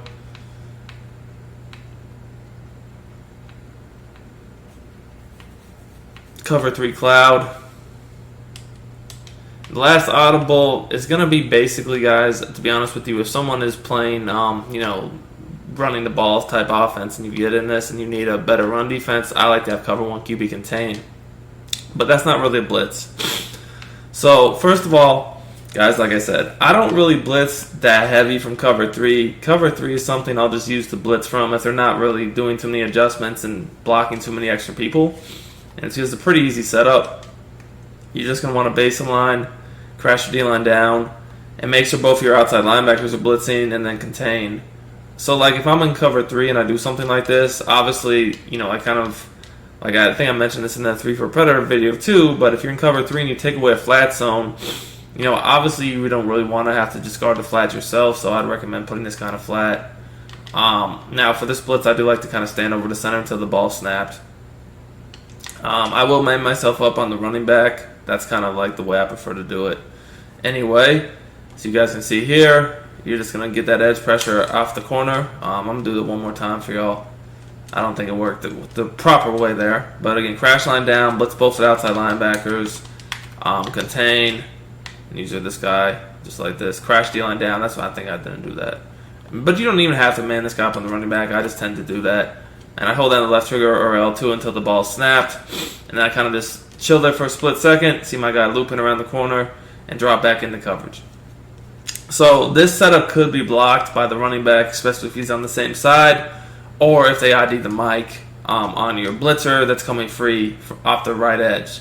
So once you start to see them doing that, that's when you need to move on to blitzing more people if you really want to get quick pressure. So the way I like to do that is as follows. Now, I will say when I'm running this defense, I like to have my best pass rushers as these outside linebackers. So like often I'm just going to be doing, I'm subbing better players in to give me more pressure.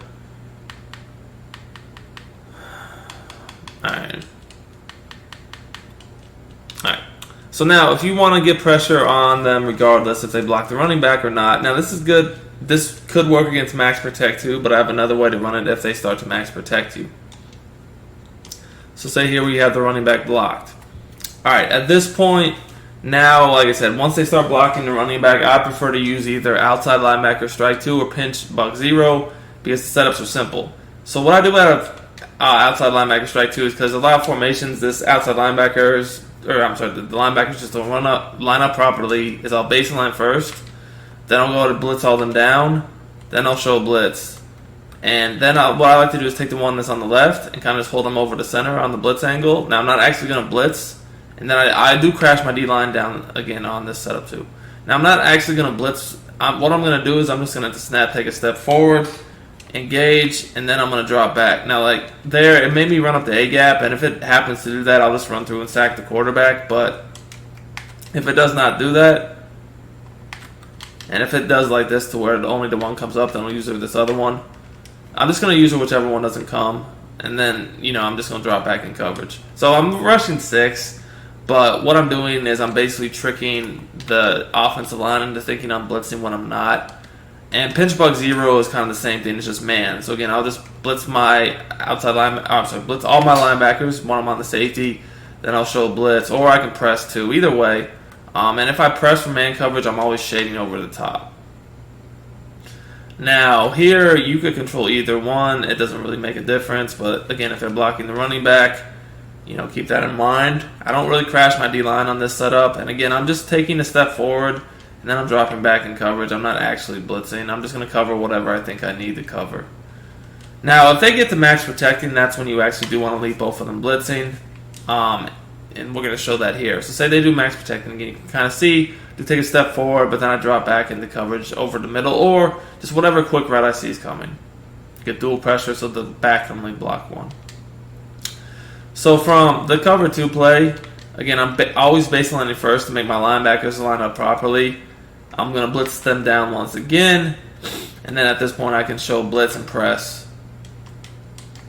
I'm just going to start over because they're acting weird.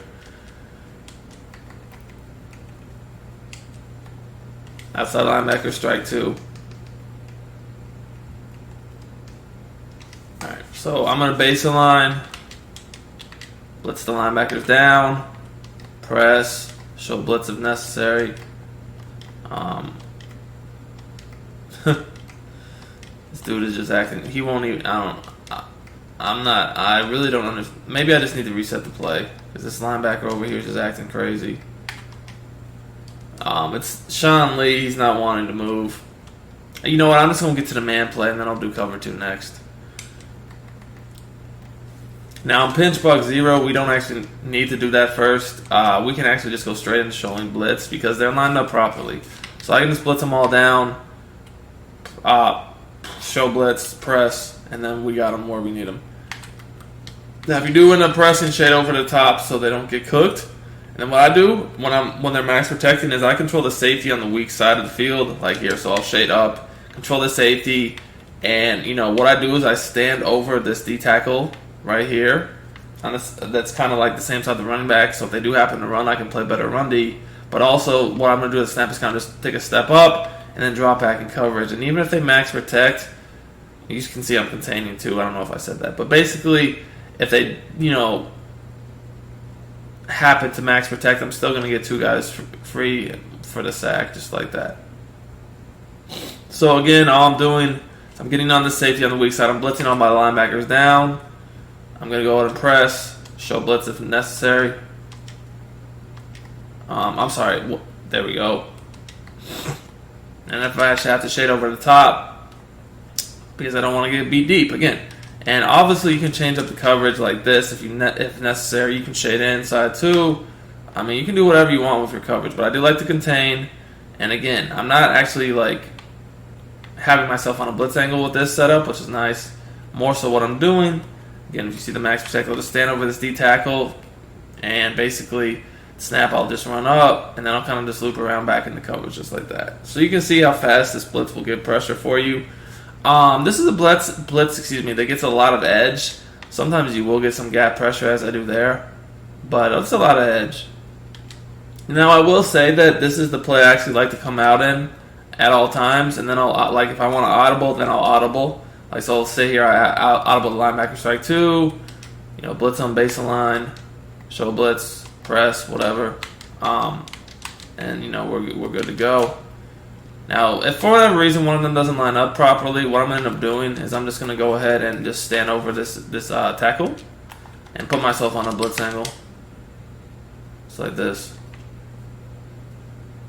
And I had like 500 guys fall over there, which definitely shouldn't be happening, but y'all can see it. Anyway, so again, blitz all the linebackers, show blitz, press, whatever you need to do. We're back in the man, contain. Again, when you're in the man, if you're going to press, shade over the top. I'm not crashing line on the man defense, by the way. I'm just leaving it as is. So y'all can see I'm just going to get very fast pressure. Now, you can mess around. Like, I do like the contains, personally. You can mess around with not containing if that's what you prefer. Me, personally, I do think the contains work a bit better. As you can see here, no contains. And I don't know, I just don't like it as much. I got pressure from the other guy there, but then off the right side, it got nano detected, so it kind of messed up the right side. So that's why I definitely say like contains are going to be better for you, in my opinion. So again, you just blitz the linebackers down. Just showing you a few more times. Blitz them down. You show blitz, press, whatever, shade over the top. Do whatever coverage adjustments you want. Contain. No need to crash the D-line down. And then you can audible into cover 2 or cover 3 if you wish. I pretty much just stick with this cover 2.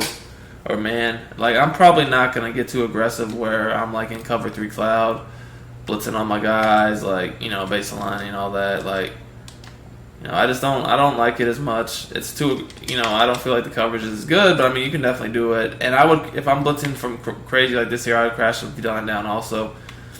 I just don't like the way they line up as much in this defense as composed to the man and the cover 2 personally.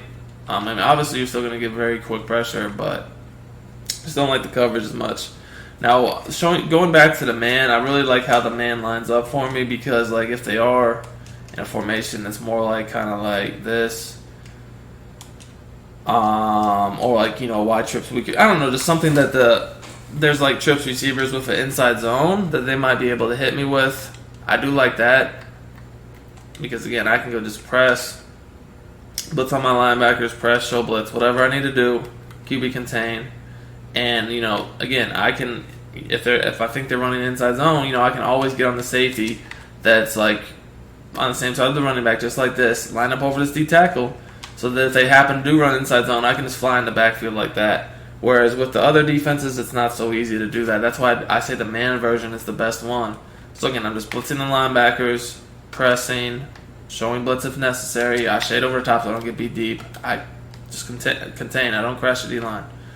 So, again, I'm going to take the safety on the same side of the running back, bring him down in the box. Now, keep in mind, with this setup, when you're pressing, you want to shade over the top so you don't get beat deep with man. And also, if the running back or tight end go out on the route, like, you got to watch that yourself. So, I mean, but at the same time, you could always change the coverage up a little bit so you're not as vulnerable. But remember, you're going to get quick pressure here, so you don't have to, like, worry too much. Like, I might do something like this. But, like, if they pass the ball, you're going to get quick pressure even if they max protect. So, you don't really have to worry that much about, them having time to bomb you or anything. Mainly it's just taking away the quick reads. But, yeah, if they run the ball, like, that's what I really like. You can just fly at the middle with your user. And then, like, you can see a lot of times you get the backside guys to come off. It's definitely really good against shotgun runs. And even dives. Like, it's good against these under center dives too. Like, if someone was just running, like, I don't know, something like this. If there's a dive in here, I could show you real quick. Here we go. Sure, why not? It's but I wouldn't really run this if someone was running like stretches, obviously, because it's a little too aggressive. But like just for someone running dives, inside zones, all that type of stuff, very simple. So like here, obviously I don't want to leave this receiver unguarded, so I'd probably just take this guy like this, stand over this guy, and I could change my coverage up if I need it, or if like I think they're max protecting and I'm not worried about it, then I can just leave him. But if they run a dive, see, I can just come in that backfield for the hit stick. So it's really good run defense on anything but a stretch. It's like I said, it's a little bit too risky to use on a stretch. So if someone's running a lot of stretches, or if they were running shotgun, so I felt comfortable with this. But then at the same time, they audible to a formation to where I'm like, okay, like they might just be trying to run stretch or like a toss, something that's more of like an outside type run. Like here, I'm sure there's something I can find. I mean, the stretch alert screen is not exactly what we're trying to look at. Yeah, like here, this formation has a stretch. So I could just basically, like, if I saw that, audible into the cover 1 QB contain, which is what I said I actually like a lot for run D, and just basically, like, I'll move these outside linebackers on the contains out, and I actually would probably shift my defensive line to the left so it's a little bit more balanced, and then I'll just control the safety. Something like this. So now if they try to run a stretch, you can see these guys off the edge are going to get good penetration and they're going to shed a lot, and it's going to be tough. Now, obviously, if they were to run a dive, it wouldn't be as good defense up the middle, but it's not going to get you killed at the same time. And you can always pinch the D-line if you're worried about the dive. So, I mean, that's kind of like why I have that play in my audibles, is because this is a defense that I recommend running a lot against like guys who run who are more pass heavy, who run shotgun that might max protect a lot, because it's going to kill max protect. But at the same time, I do want to have that play in my audibles in case they come out of something that's more of a pass heavy that I don't really have to worry about a stretch. And then I see that they're audibling to formations, like maybe they come out a bunch, but then audible to like a single back doubles that does have a stretch, and I know they might run stretch. I'm probably just going to audible to my run D, so I don't have to worry about it. And then if they go back into shotgun, then I'll go right back to my blitz. So at the same time, though, I probably want to be like, it depends, like if they'd already shown me the run stretch. At the same time, if I don't know if they're running it or not, I tend to stay a little bit more safer for the first beginning of the game until I get a better feel for what they want to do, and at that point, then I can start to get a little bit more. I have a better idea for what they want and can get a little bit more into different audibles and adjustments and different setups because I have a better idea of what they're actually trying to do. But at the same time, I do like having that play in my audibles at all time from this formation in case they just come out of something I'm not expecting. Audible to something I'm not expecting to where the outside run could be, a problem. But this definitely is really good inside run defense, so you don't really have to worry about giving that up.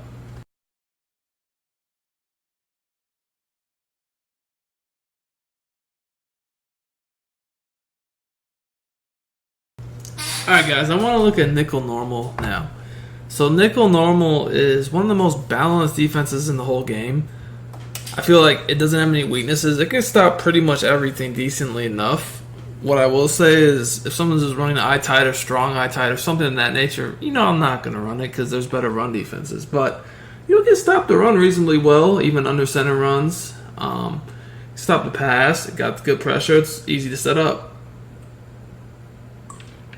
I've done a lot of nickel normal content this year. I have some, definitely new wrinkles to it I want to show. I will say that overall, and it's very close, I find it to be the best defense against bunch in the game. Now, Big Dime is so good against bunch, it's hard for me to even say that. The reason for that is probably just cover 4 palms, because cover 4 palms really defends all the not all the, but most of the brain dead bunch setups that most people use that, are typically like everyone knows about. It defends them pretty well, like mesh, post, stick, or the corner out plays and verticals. Those are probably the most common plays people run. Now, obviously, if someone has a good bunch, like if you bought our West Coast guide, for instance, cover 4 palms is not going to lock up bunch. But most people don't have a good bunch. They just see like a good player play, and they just run the plays that everyone knows with the same common setup: verticals, like a corner out play, and mesh post. And I want to show you guys how good this defense is against these like brain dead plays. Now, like I said, there's definitely ways to set these plays up and other plays that will beat cover 4 palms, but most people don't really know how to run these plays right. So, like, a lot of people just do something like this. And this is now, I'm going to show you exactly, like, all I do, from cover 4 palms is literally press, pinch my D-line and pinch my linebackers, and usually the hook zone. Now, I will say that I have auto flip on. This is the only defense in the guide I use auto flip on, because it helps it scream really. Having the nickel back opposite the running back really helps this defense be unblockable when you want to scream. And then also, it helps against the run too.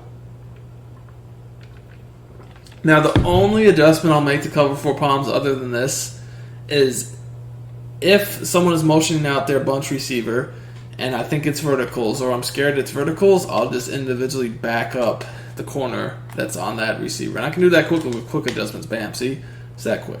But, I don't have to do that. I don't have to do that at all. It's just, if I'm worried about that setup. But anyways, by doing this, they're not knowing if we're blitzing or not because it looks the same. Yes, we don't have the safety mugging, but other than that, it looks the same. And, if you have a good D-line, this will definitely get good pressure. Now, guys, watch, the way this coverage works. So, here's a pretty common way to run this. As y'all can see, there's nothing happening. There's literally nobody getting open. So that was with the hitch. Some people will just do dual drags. It really just depends. As you can see here, there's really not much for me to do other than sit down on this hitch and then take the drag. But look, flat's locked. The corner passes my post off to the safety. The drag is locked. Like, everything is locked. Now, let's say they leave dual drags. But did y'all see how good that defense looked? Again, let's look. Let's work. So this is the other set of people use that are brain dead. Dual drags.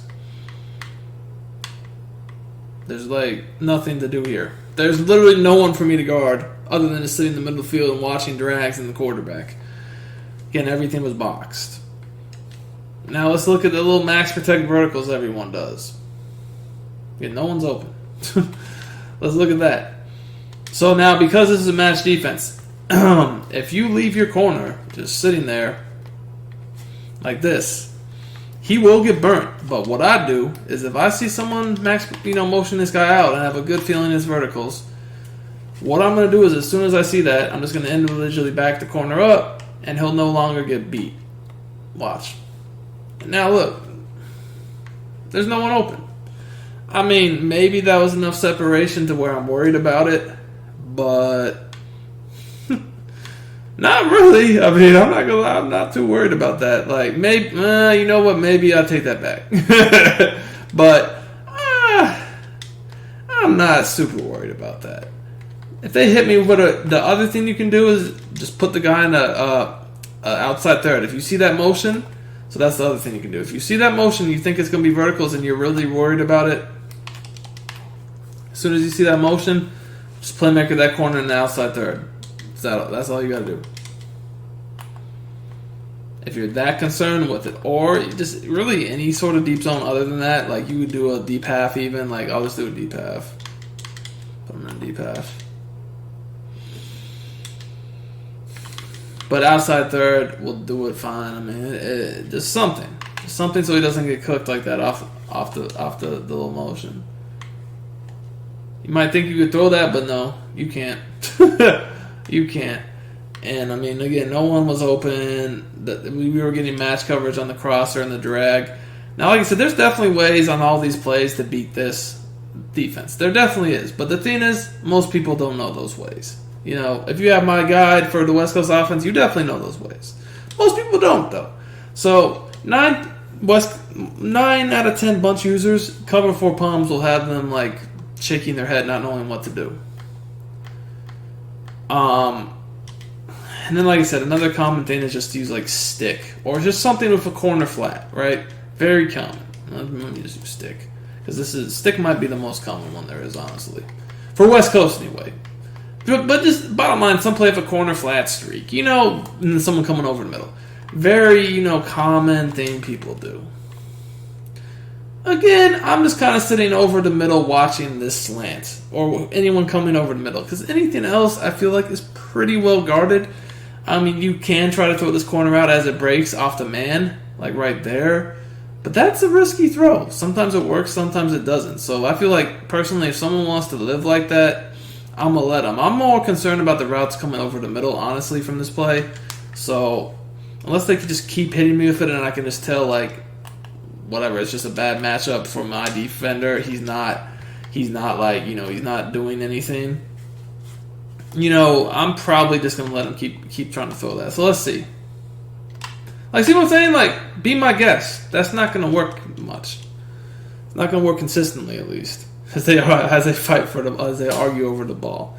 So, like, honestly, like, because bunch is so common and cover 4 palms does such a good job against most people's stock setups, I really like nickel normal. Like, because I can just come out, mix in the blitz, run cover 4 palms, and like I said, 9 out of 10 bunch users don't know what to do. Now, I don't like cover 4 palms against many other formations because they can just, I don't know, the defenders just go stupid. But against the common bunch stuff, I do like it. Now, like I said, if you're playing an advanced user or someone who has my guide or just someone who has a better bunch, you can't just get by with cover 4 palms because there's, But for the people that just run those very, very common and basic setups I just showed you, which a lot of people, that's all they do, they're gonna be boxed. Now, the thing about this formation is so tough is I can do so much more with it. And against any formation, not just bunch, but any formation.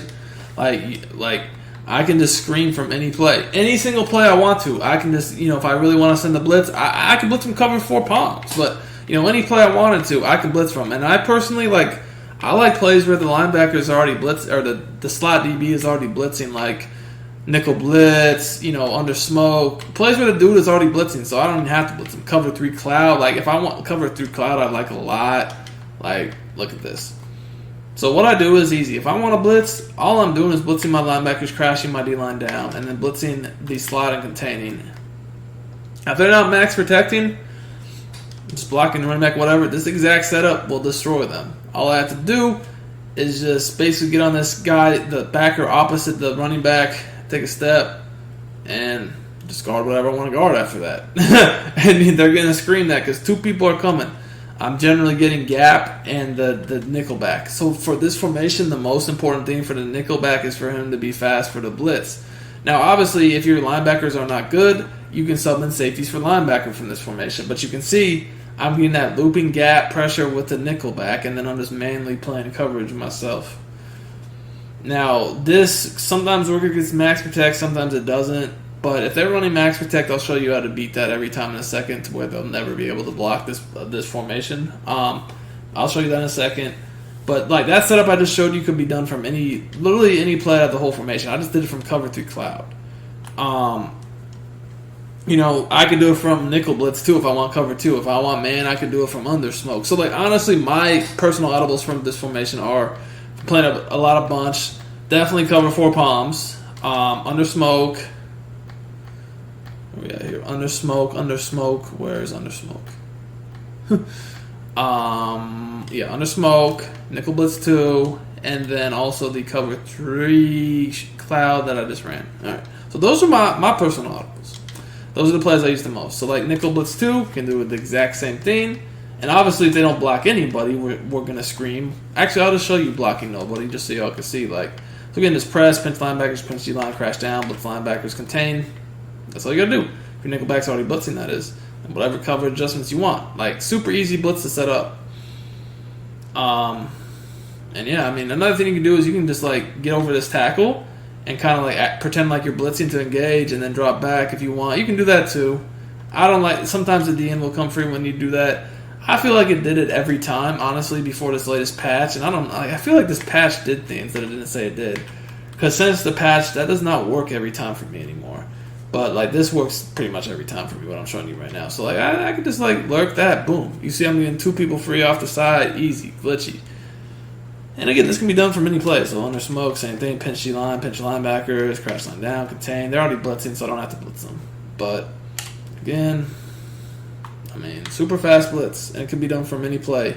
Some plays you have to blitz the guys that aren't even blitzing. Some plays already have them blitzing.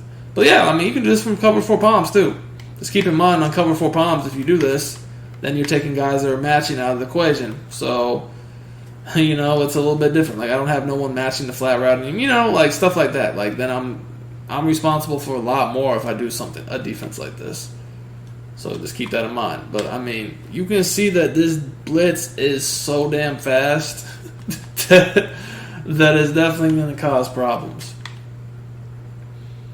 Like, to be honest with you, if I'm doing something like this against like a bunch, you know, I pretty much know, like, from palms anyway, if I'm doing this, I know right off the bat I need to make some adjustments. Like, I'm gonna need to man up the safety opposite the slot on the slot. Like, that's just like I just know that, because I know that if the tight end goes out on a route, I'm gonna have to go jumping real fast, and then I'm not gonna be able to stay over the middle. And I know that corner should match the lone receiver if he goes over the middle, and that the other safety should match the other outside receiver if he goes over the middle. But I know, like, no one's going to go guard the tight end in the flat, and then no one will guard the slot either unless I man him up. So that's, you know, this is what I'd have to do, honestly, if I was to blitz from this play, because I have to jump the flat. As you can see there, no one is guarding the flat. Okay, so again, because the guy that was going to guard the flat will be the quarter flat, which I blitzed. So once you know that, you pretty much know that, okay, those guys will match the outside receivers, and then that basically just leaves the tight end in the flat, and then also the slot. So let me man up the slot, and then I can take the tight end away if he goes out on the route. And obviously, I don't know, my user just did some, like, my user acted like he died here. But, yeah, that's kind of what I would do adjustment-wise if I was to blitz from the cover 4. Now, if, like, honestly, like, again, these could work from any play. I'm just against any formation. I'm just showing it against bunch, and so many people run bunch. But, like, if someone was in a whole different formation, just some random formation, I mean, the same stuff applies. You just have to look at the formation and see where all the dudes are. So, like, here, look. This is, like, just so, like, just common sense. Now, again, you might have to slide this guy in, you know?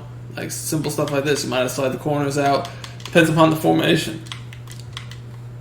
All right, now here, I know that this is super simple. Now, would I run cover 4 palms against a formation like this normally? Probably not. But, I mean, the way the formation's lined up, it's really obvious what's going to happen here. You know, I'm basically going to have these deep zones matching the receiver that they're over.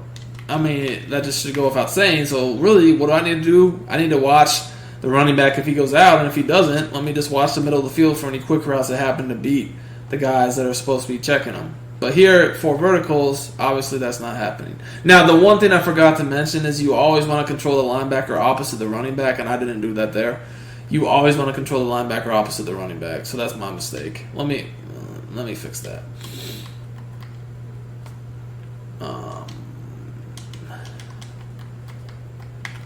My mistake, guys, my mistake.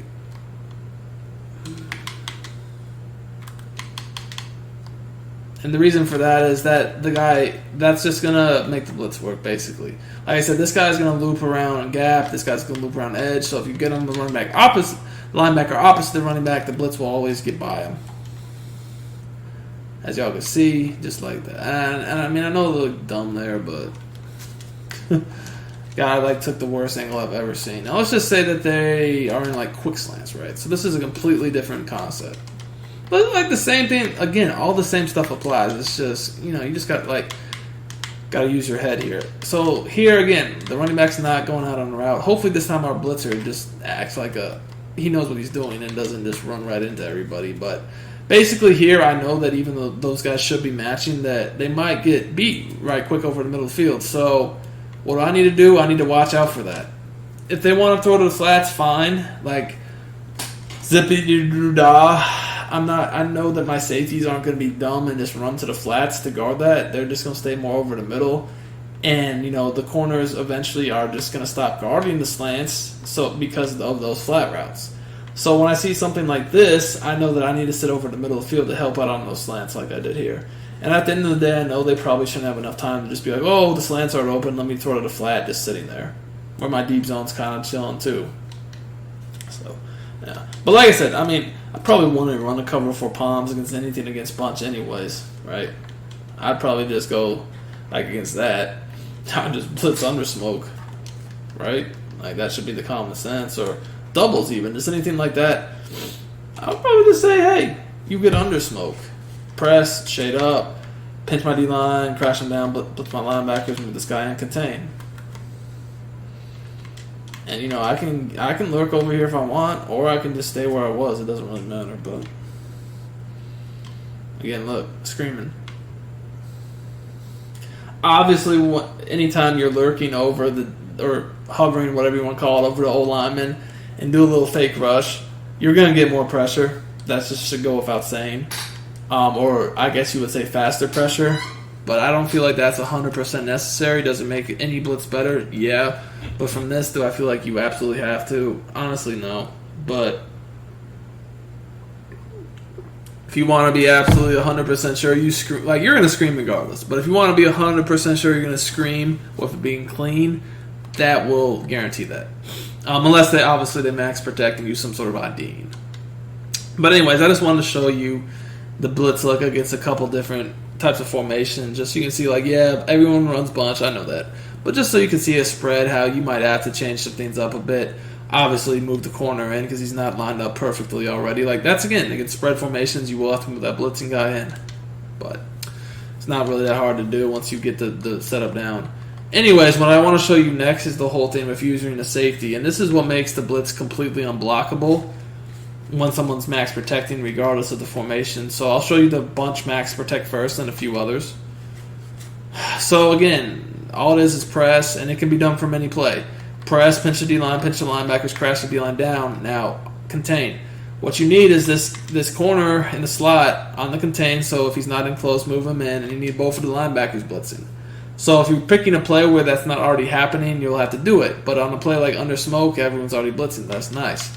Next thing you want to do is get the safety and just move him over to tackle on the same side of the running back. Doesn't necessarily need to be on any assignment, honestly. But if you're in man, I'll definitely shade over the top so you don't get cooked. Now, know that they're just not going to have time for any fast stuff. So, like, if I just stay straight man, I might actually even just come over here to make sure that if the tight end goes on right, I can guard him. But honestly, like, I probably want to do that. I probably would just stay here. And what I'll do is I'll run up on this guy real quickly to engage and then jump back. And that's going to basically allow to make sure no matter what, I don't care how they ID'd, how they slide protect with their max protect, I'm getting this guy to sack the quarterback before he can make a read. So it's like, I know you might have good routes, like here, like Julio, this could be a touchdown. But I also know that you're not, you don't have time. Like, you don't have time for anything other than anything super quick. So I'm just going to guard the most quick, the first read I see, and know that if you don't throw it, you're getting sacked. So I could just keep it straight man like that, or I could do kind of the same things I showed you at a big dime against bunch. If I'm blitzing crazy like this, is, I can literally just turn the side into cover 2 and keep the man over here. And then just like anything over the middle of the field quick, I'm just using that myself. I can put myself on a blitz angle, but I don't even have to. Just as long as I come up to engage that dude real fast, that's good enough. It doesn't even have to be anything crazy like that. Now, I will say sometimes they'll make your user, sometimes they will make your user run through the gap. If that happens, just sack the quarterback yourself. Because I know it's like weird to do that, but trust me, if that happens, sack the quarterback yourself. Because you don't want what happened there to happen to you, which is basically like my dude. Because I didn't sack the quarterback myself, I didn't get any sort of sack, and they dotted me. So if your dude happens, just run up the gap, just go like a nano, just go ahead and sack the quarterback yourself. Trust me on that. Now, honestly, that happens the most when my guy's on a blitz angle, and I don't really like sacking the quarterback myself. I'd rather let the computer sack him and me be able to drop back in coverage. So honestly, what I've been doing lately when I've been running a D like that is just keeping myself in some sort of coverage, whether it's a man assignment or whatever. As you can see again here, I turned it into cover 2, so I guarded the dude coming over the middle. By the time you can make a read, you're getting sacked. I mean, it's super simple. Like I said, the man and the cover 2 are always going to be the best to blitz from if you're going to blitz this heavily. And yeah, there are definitely blitzes in this guide that will work here and there on max protect when we're rushing very minimal defenders, not 7, like sometimes like even 2, 3, 4, 5, 6. But these blitzes right here are the guaranteed ones. Like the ones where I'm blitzing 7 and bringing my safety up to hover, these are guaranteed against max protect. The other ones can work on max protect, but when people say, oh, like it's guaranteed it's going to work against max protect, they're lying, because there is no blitz on this game that's a guarantee against max protect right now. And when I say guarantee, that means that regardless of how you slide, how you ID, how you might double team, or what type of formation you're in, under center, shotgun, spread, compress, trips, bunch, tight, or flip your formation a million times. There's lots of different things you can do. Tight end on the line, tight end off the line, all that stuff. So many different things you can do. There's blitzes in this game in some of this guide that only rush a couple defenders, like 2, 3, 4, that can work against some max protects, but they won't work against all. This type of blitz right here will work against all. So I'll show you. I'll do an under center. I'll do like a spread. I'll just do a few different ones. All right. So let's just do a spread first from gun, and then I'll do an under center. So here, let's pick here. Easy. 4 verticals, max protect. All right. So same thing. Press, pinch your D-line, pinch your linebackers, crash down, contain, shade over top so you can go get BD. Go ahead and move this guy in so he's on the contain. And then go ahead and take your dude right here. Like I put him on the same side of the running back over the tackle. And you're going to see by doing this, just engage with him for a second. Make sure you shade up so you don't get cooked over the top. Again, if you guys don't know, I've explained it many times, but this year on man coverage, if you press and then shade over the top, you guys won't actually get a press animation. It'll just be like a fake press, but no actual real animation, so you won't just get beat off a press. Very nice trick. But anyways, see if we can scream here, and just like that, sack. All right, that didn't work. So now let's try under center. Not going to work either. Now, if we were just to sit back and not do all the stuff we're doing, you definitely could block a blitz like this from max protect. You do what I'm doing here, you cannot. Alright, so yeah, let's just, again, same defense. Coverage adjustments always are up to you, but as far as the blitz goes, same pressure. So again, we're max protecting, just so y'all can see. This is under center, this is actually under center tight, whatever. Again, we're just going to press, pinch our D-line, pinch our linebackers, crash down, contain. And we're going to shade up. So again, I'm always going to, in a situation like this, we don't have to move this guy because he's already on the contain, by the way. I'm going to take the guy guarding the tight end because he's obviously, if I think they're max protecting, the tight end will be blocking. I'm not going to take the guy guarding the receiver because that's just stupid. I don't want to have to guard a receiver manually in man coverage. But again, I can do coverage adjustments if I want, like make the side cover 2, or I can sleep with man, whatever, doesn't matter. But anyways, at the snap, all I'm doing is once again engaging with the tackle, and I know that's going to allow my blitz to come free, and then I'm just dropping back over the middle coverage, and again, you have no chance. So this is going to be one of the unblockables.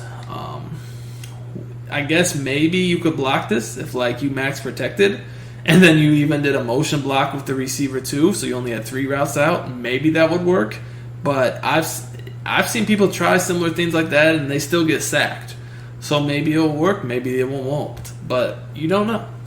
That's the thing. You do not know. Now, the thing is, if you're playing a smart offensive player and you just, every time you come up with a safety like that, you're sending 7, they might pick up on that. So something I've been doing lately is like exactly what I'm going to show you just now. So I'll pick a play to where it's just a coverage D.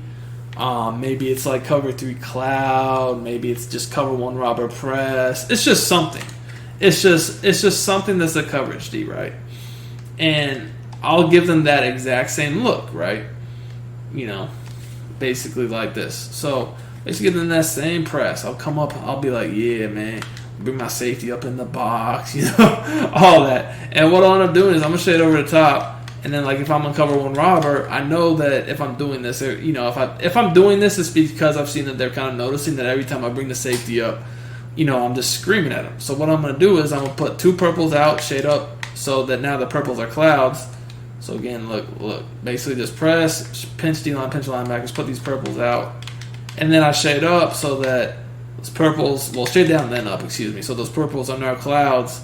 And then also by shading up, there's no press. Then I'm just using this guy and I'll guard over the middle, but I'm making them think that I'm just sending the house. So, like, I know the running back's probably going to be blocked. And you could spy one of the D tackles if you want. You don't have to. But I know even if the running back goes out, if he's out on a flat, the cloud flat will guard him.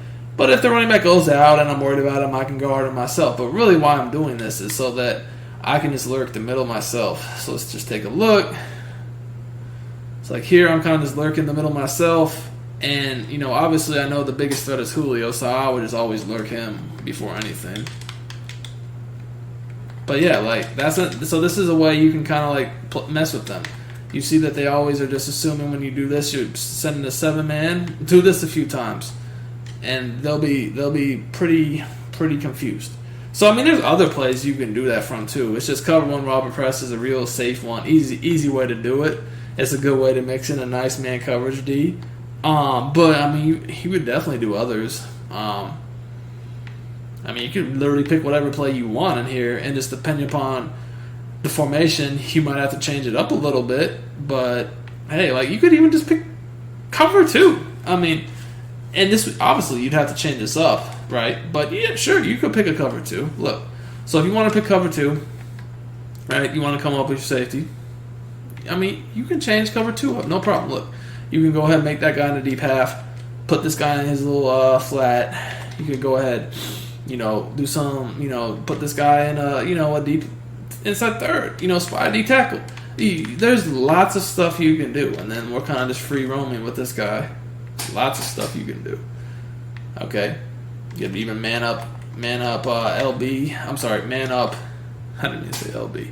Man up. Well, I guess it is LB actually on the slot. I mean, there's a lot you can do. You don't have to feel restricted to just always do the same adjustments over and over and over and over and over and over and over again. All right, you can make it look like you're sending the screamer and just being a straight cover 2, 3-man rush. Like it's a lot of stuff you can do on here. You could even do it from cover 3 if you wanted to, or you could do it from cover 4 palms even. I mean, there's tons of different things you can do. Like here, if I wanted to do it from this, what I would do is cover 3. This is cover 3. I would go ahead, just put this guy in the basically see how this guy's in the flat and this guy's in the deep zone. I just put him in the deep zone, and then put this guy in the flat, and then I'm just kind of like roaming, the left middle area myself now with my user. Right? Everything else is just completely normal. So now they're going their little max protect. Just guarding that myself. Like again, messing them up. This is similar to like the big dime. Because we have such a good blitz out of this formation, now we can just mess with them. We can act like we're sending the blitz, like, same thing, big dime, and just end up rushing 3, 4 guys, or 2 in big dime's case, and, they're thinking the screamer's coming, they get the coverage D, and they're dead. And again, this is not just stuff for bunch. This is stuff you could apply to any formation. You just have to look at the offensive formation and know, like, where you could get beat and adjust the coverage, in the proper way. It's just bunch is the most common passing formation you see with the best plays. So I like to show you guys bunch because I know that's what you're going to face the most. And also I feel like if you understand the principles for defending bunch, because bunch is the hardest one to defend, then defending all these most of the other ones is going to be a lot easier because it's not as much threats in the other ones most of the time. Because at the end of the day, even if you have the same route combos from other formations, and there are exceptions, honestly, there's a lot of good formations this year, more than most years currently, but still, bunches spacing is 9 times out of 10 is way better. So even if someone does have similar route combos, most offensive formations the spacing just isn't as good, so it's easier to defend overall. Anyways, I hope you guys like nickel normal. I know I do a lot. Like I said, I've been running nickel normal all year. You guys see me post defenses from it all year, but as you guys can see, I do have some new adjustments and whatnot I've been running out of this defense, and I hope you guys like them as much as I do because I've been locking.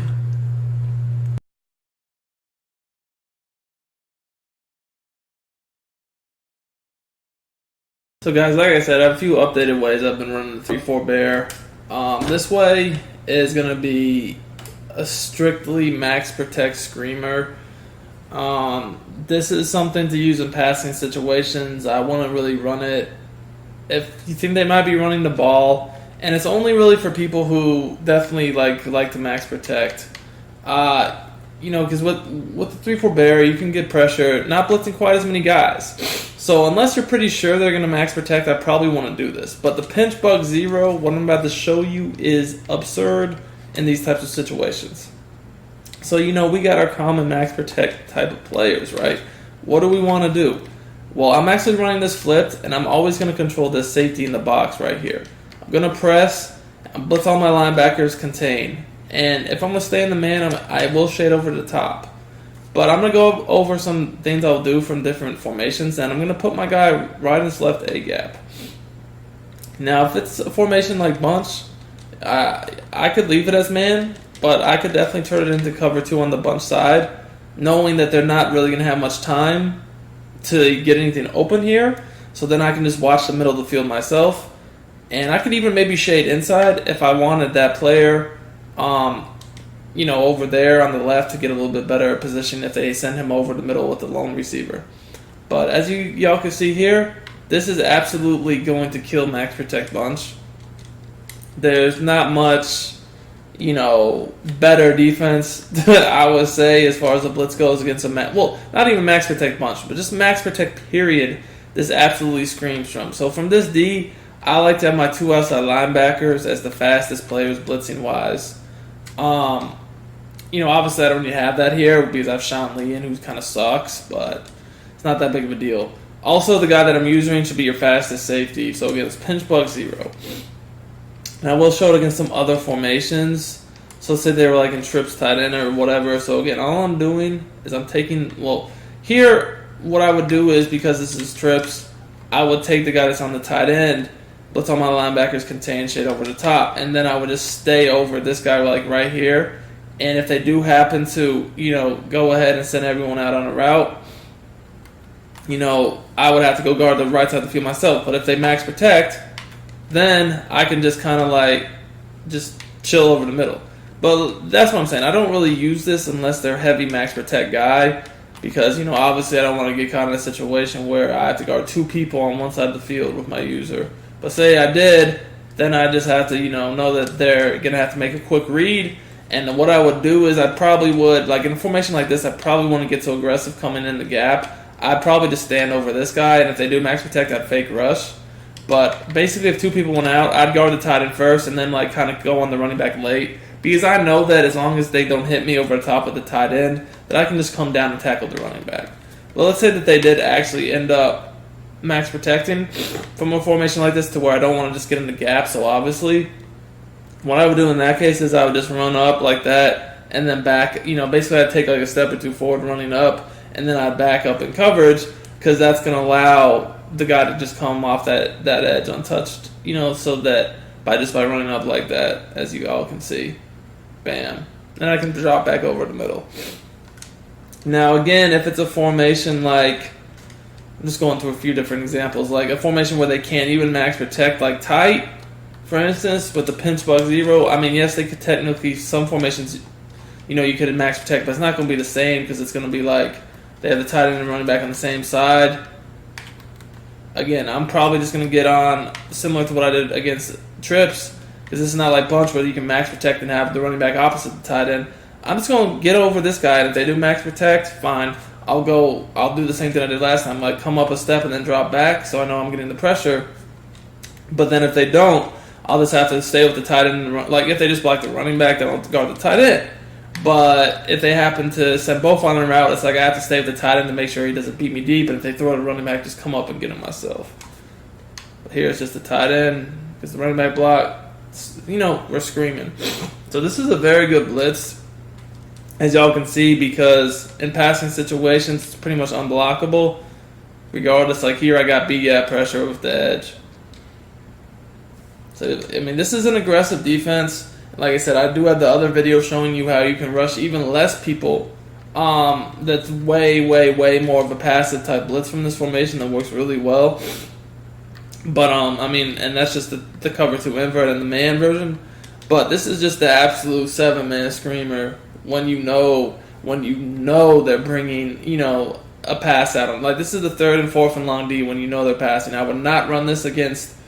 I probably wouldn't even run this, on a down where I thought they might could run an inside zone because I feel like it's just too risky of a defense bringing your guy up in the gap like that. Now I will say that if you're worried about the inside zone and you want to run this in running situations, you can. You just have to do it differently. So say that they were, let's just show a bunch of I'm sorry, trips is a great example. So let's say that you were concerned about the inside zone. If you don't come up in the gap and you kind of just stay behind the O lineman, it's not that big, or I'm sorry, the D lineman, it's not as big of a deal because then you can just kind of like play run support yourself. And then you'll get a lot of that backside guys coming off to stop the inside zone. The problem is when you get up and because then you can even shoot the gap if you're a user, depending upon the scheme. But the problem is, and this happens a lot, this year's game I feel like, is if you come up in the gap, sometimes you still will get the backside guy to tackle him before you can even basically get out of the backfield. But if it doesn't, then you can just come around this corner and get big runs. I know that I didn't have that great of a running back in the game right now to really take advantage of it, but that's why I say like you can't be so aggressive with these types of like coming in the gap blitzing 7 defenses, because they like yes you'll hit them in the backfield sometimes, but if they get out of the backfield and their running back's fast, it's a touchdown. So it's kind of like like we gotta chill. You know what I'm saying? Like we can't just be out here doing anything, We got to chill. We got to call the defenses in the right times, and that's pretty much is what it is,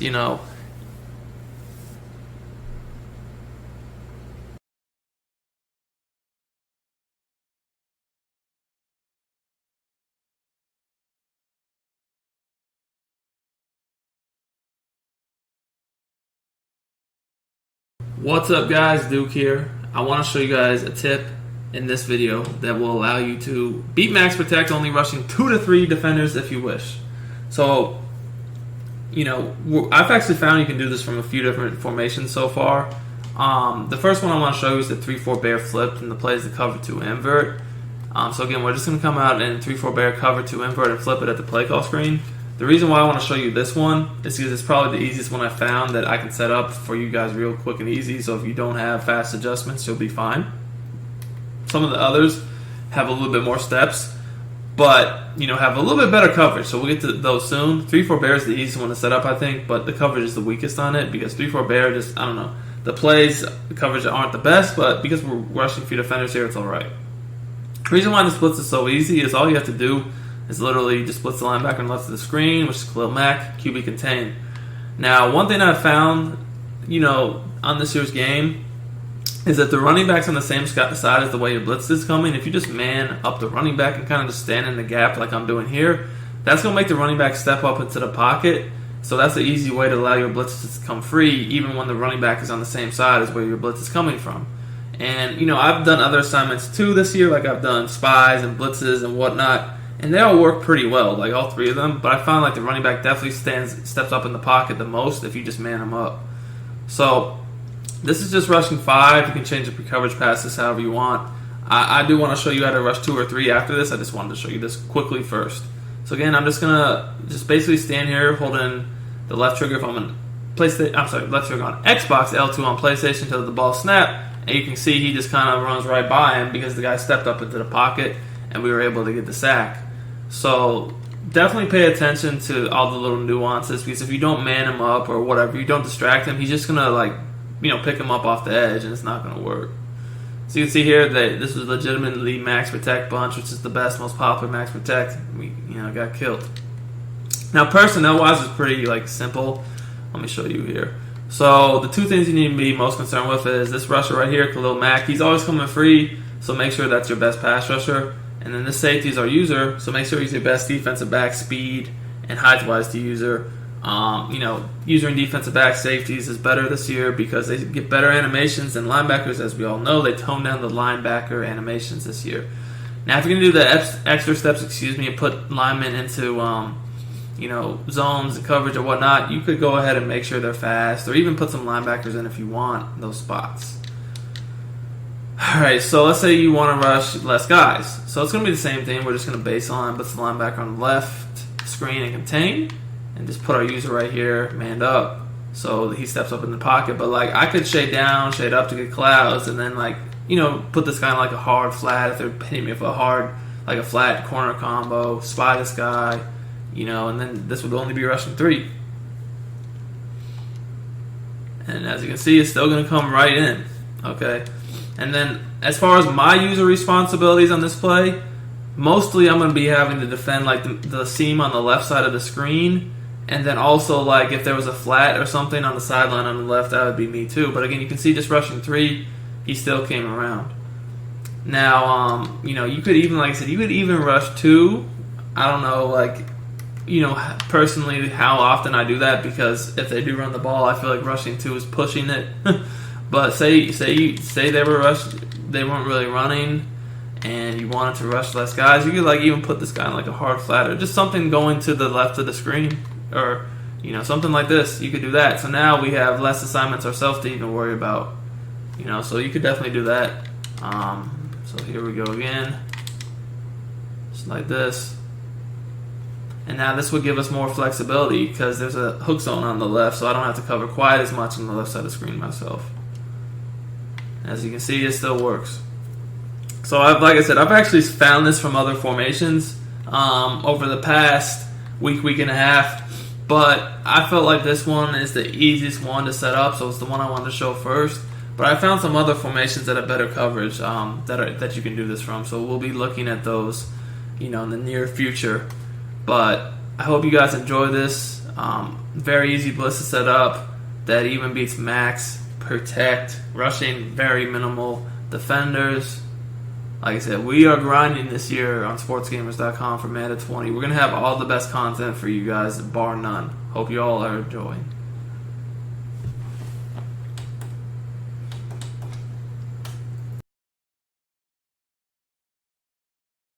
Alright guys, I want to in this video go over my updated setup for the 3-4 odd. So with 3-4 odd, start of the year, I was showing blitz, and I kind of had to get away from that just because I felt like the run D out of it just wasn't good.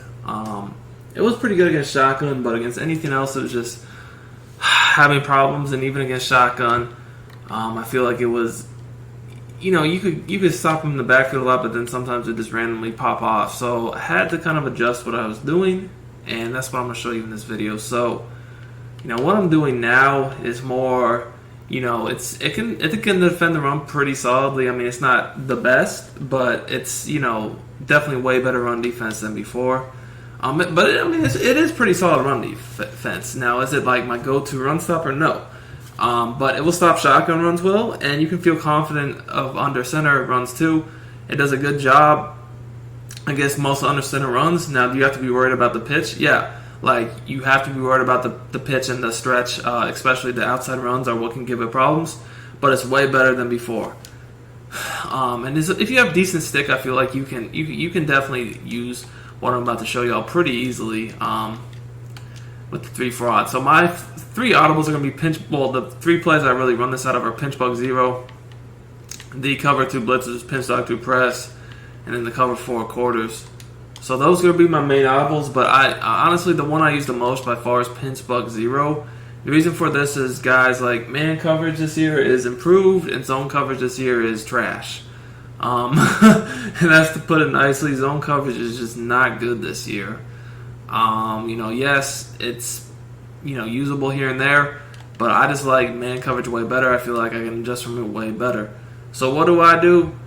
Well, first of all, what I always do is I always press, pinch my linebackers, and then shade over the top so I don't get beat deep when I'm pressing. Blitz all my linebackers down and contain. After that, I'm just controlling a safety. And I'm gonna just kind of like roam. Now, by pinching the linebackers, you still get that effect of getting multiple guys free, but they're not so stacked up to where you just get destroyed. See, they're not like over the guards to where you just get destroyed if they run the ball on like a stretch or a toss. So like here, as y'all can see, still some pretty good pressure. You normally get the edge. Then we ended up getting gap. But yeah, we'll do it a few more times. So again, press, pinch linebackers, blitz all them down, contain, shade over the top. So basically what it's going to look like, and as y'all can see, you're going to get multiple people coming free. Now another thing you can do, I forgot to mention, is you can crash the D-line out if you want to. I do that a decent amount. So it looks like this. And as you can see, we're pretty much screaming at them. And you can see it will work solidly against different formations. That was just a bunch right there. Now, another thing to mention is if they are going to max protect you, what I like to do is bring myself over. I'll show you guys. Right by where the tight end is. So let's say they max protect. I'm going to do the exact same setup: press, shade over the top, pinch linebackers, blitz, all the linebackers, contain. But instead of kind of staying back, I'm actually going to bring myself over by where this tight end is and put myself on a blitz angle. Kind of like do a little fake rush tactic to where, I'm acting like I'm actually rushing, but really, as y'all can see, I'm going to drop back in coverage. And you can definitely change the zones up if you want to. Like you could make it something like this to where it's a cover 2 look. You don't always have to be. You don't always literally have to be. We're gonna do one more example. Sticking to man, even if you're in zone. That's the other thing I like about man is you can play hybrids. You can play part man, part zone. Whatever you want to do.